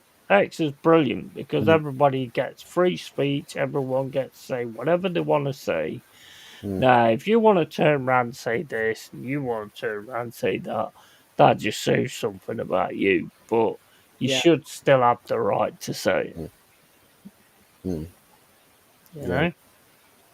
And we need to not let that go. We need to not let that go where we can just speak as minds and just say what we think. Yeah. Because that's what makes us who we are. You know, we are general fucking normal human beings apart from Michael. And, you know, and we just basically, you know, we speak it how it is. And that's what we should be doing. Yeah, Mike, you're just a mutant at this point. Oh man. Yeah, but I mean, it is what we have to do. You know, I mean, tomorrow I might actually go up tomorrow. I might go into Nottingham City Centre. I don't know if anything's going on, but I might just go live on my phone. Whenever you get any kind of situation, just go live on your phone so people can see it. So you're videoing it. Whatever happens, you're videoing it. You know, because you're getting videoed all the time anyway with the CITV or whatever it's called, all over the place. You're getting videoed constantly. So why not fucking video it yourself? And you know, you can make some fucking money off it as well. You know, I'm not big about money, but the thing is, you can actually fucking make some money off it just going out into your fucking town centre. And I mean, look at the state of my fucking town centre. Crackheads fucking everywhere. Every fucking city centre is full of fucking crackheads. You know? There's content right there.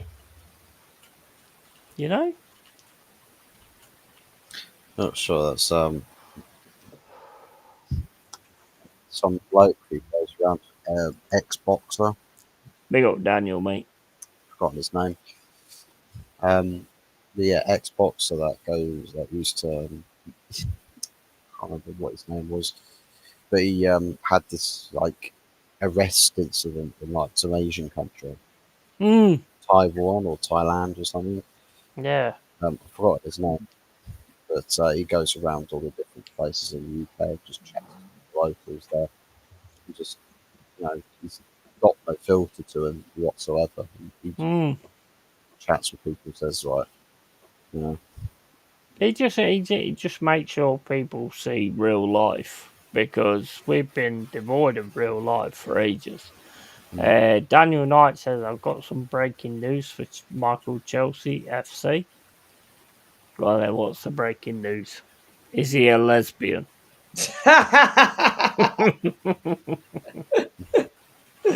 Oh my boy. But yeah, that's what we've got to do.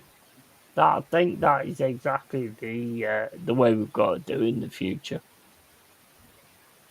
Jeremy Beadle is allegedly making a comeback. Watch out, Beadle's about. Well, it might be if he's a zombie. But he ain't going to punch me with that fucking small hand. But yeah, that's exactly what we've got to do. I'm on the verge of like doing it myself, where I just go out and like film things and do like and go live on YouTube. You know, just see what's going on and see what's happening with people and all that kind of stuff.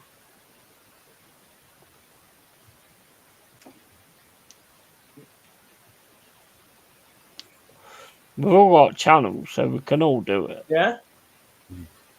You know, you just go on your fucking phone, hit fucking create live. That's it. You're videoing. Now have chats with different people and stuff like that, and just see how it goes. There's always something kicks off. Yeah. So yeah, just see how it goes and just like check out Nottingham. And I would start off with like, there's LongHaired Yeti.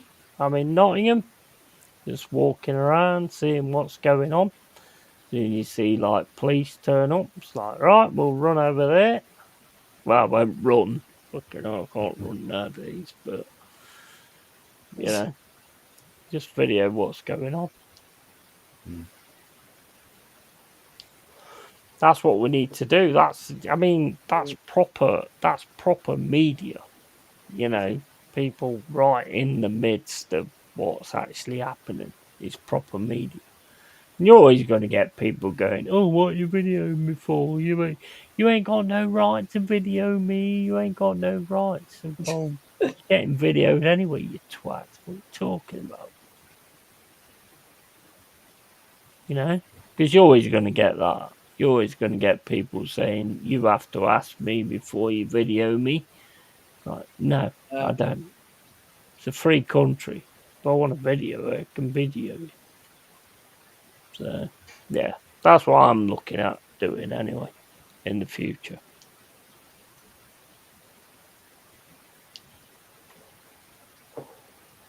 Yeah, well, best be making a move now. So it's now officially Tuesday. There's fucking old quarter past fucking 12. So, yeah. Right, so yeah. Michael, what you got coming up, bro? Oh yeah, tomorrow, yeah, of course, England's women are in action of all things. That Nations League tournament thingy, and then of course, if you're doing that real deal on Friday Yeti, of course, I'll be on board for that one. 100%, mate. Yeah, and I don't think I'm going to be streaming that much now that the season's actually over. Oh, I can see. Oh yeah, big up to Joshy J there in the chat as well. Yeah, big up Joshy J. Cheers for the raid, man. We're just about to finish though, bro. Sorry for that.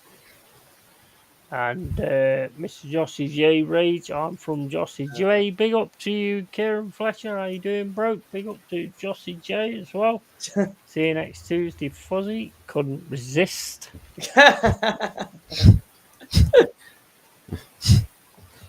Yeah, Joshy J, you'll have to get on to the real deal at some point. And if you guys that's coming with Joshy J wants to get on the real deal, I always drop the stream in the chat. So if you want to come on, you can sort it out, and you can always do that. Citizen Smith, power to the people vibes, but joke apart, nothing will happen until shit hits the people power, and it's happening now. Yes, it is. It is happening now. And that's what I want to be part of that. I do really want to be part of that. So, yeah. Fuzzy, what you got coming up, bro? Nothing necessarily planned with transfer stuff, as we're sort of getting that news as it comes out. But aside from that, the Wednesday, the last episode of season 2 for The Good, the Bad, and the Ugly will be viewed, will be shown, and whether we jump straight into season 3 or whether we leave it for a small hiatus. Season 2 is shit. It's the only full season we've had. Season 1 started like in January. Season 2 is the only one that we've had a full season for. But yeah, I've checked out, bro. It was crap. Well, I'm joking. Not sure how Tom will feel about that. I think he'll be rather heartbroken. But yeah, got that, and that's pretty much anything I've got in the pipelines as of right now. So yeah. Big up Jossie J, Jossie J. Definitely, I have Jossie. subbed. Yeah, he didn't Jessie. realise I hadn't subbed to your channel until now. Thank you for that, bro. Really appreciate it, bro. I will sub to yours as well. I don't think I have, actually. So I'll look into that. Good night, legend. Catch you all soon. Yeah, good night to you as well. And yeah, so we need to sort this shit out. Everybody in the chat as well needs to sort this shit out. Get out there with your phones. Get yourself a channel. Get out there with your phones and start videoing shit that's going on, because that's the only way we're going to change it. So right, anyway, 4 hours and 20 minutes in, fucking another long one, and yeah, big up to everybody. Thanks to you guys as guests on the channel. Thanks to Dal as well, who was on earlier, and yeah, as always, guys, keep it real, keep it yay, always, and stand up for your country, man, because nobody else is going to stand up for it. Yeah. And yeah, other than that, guys, tatty fucking bye.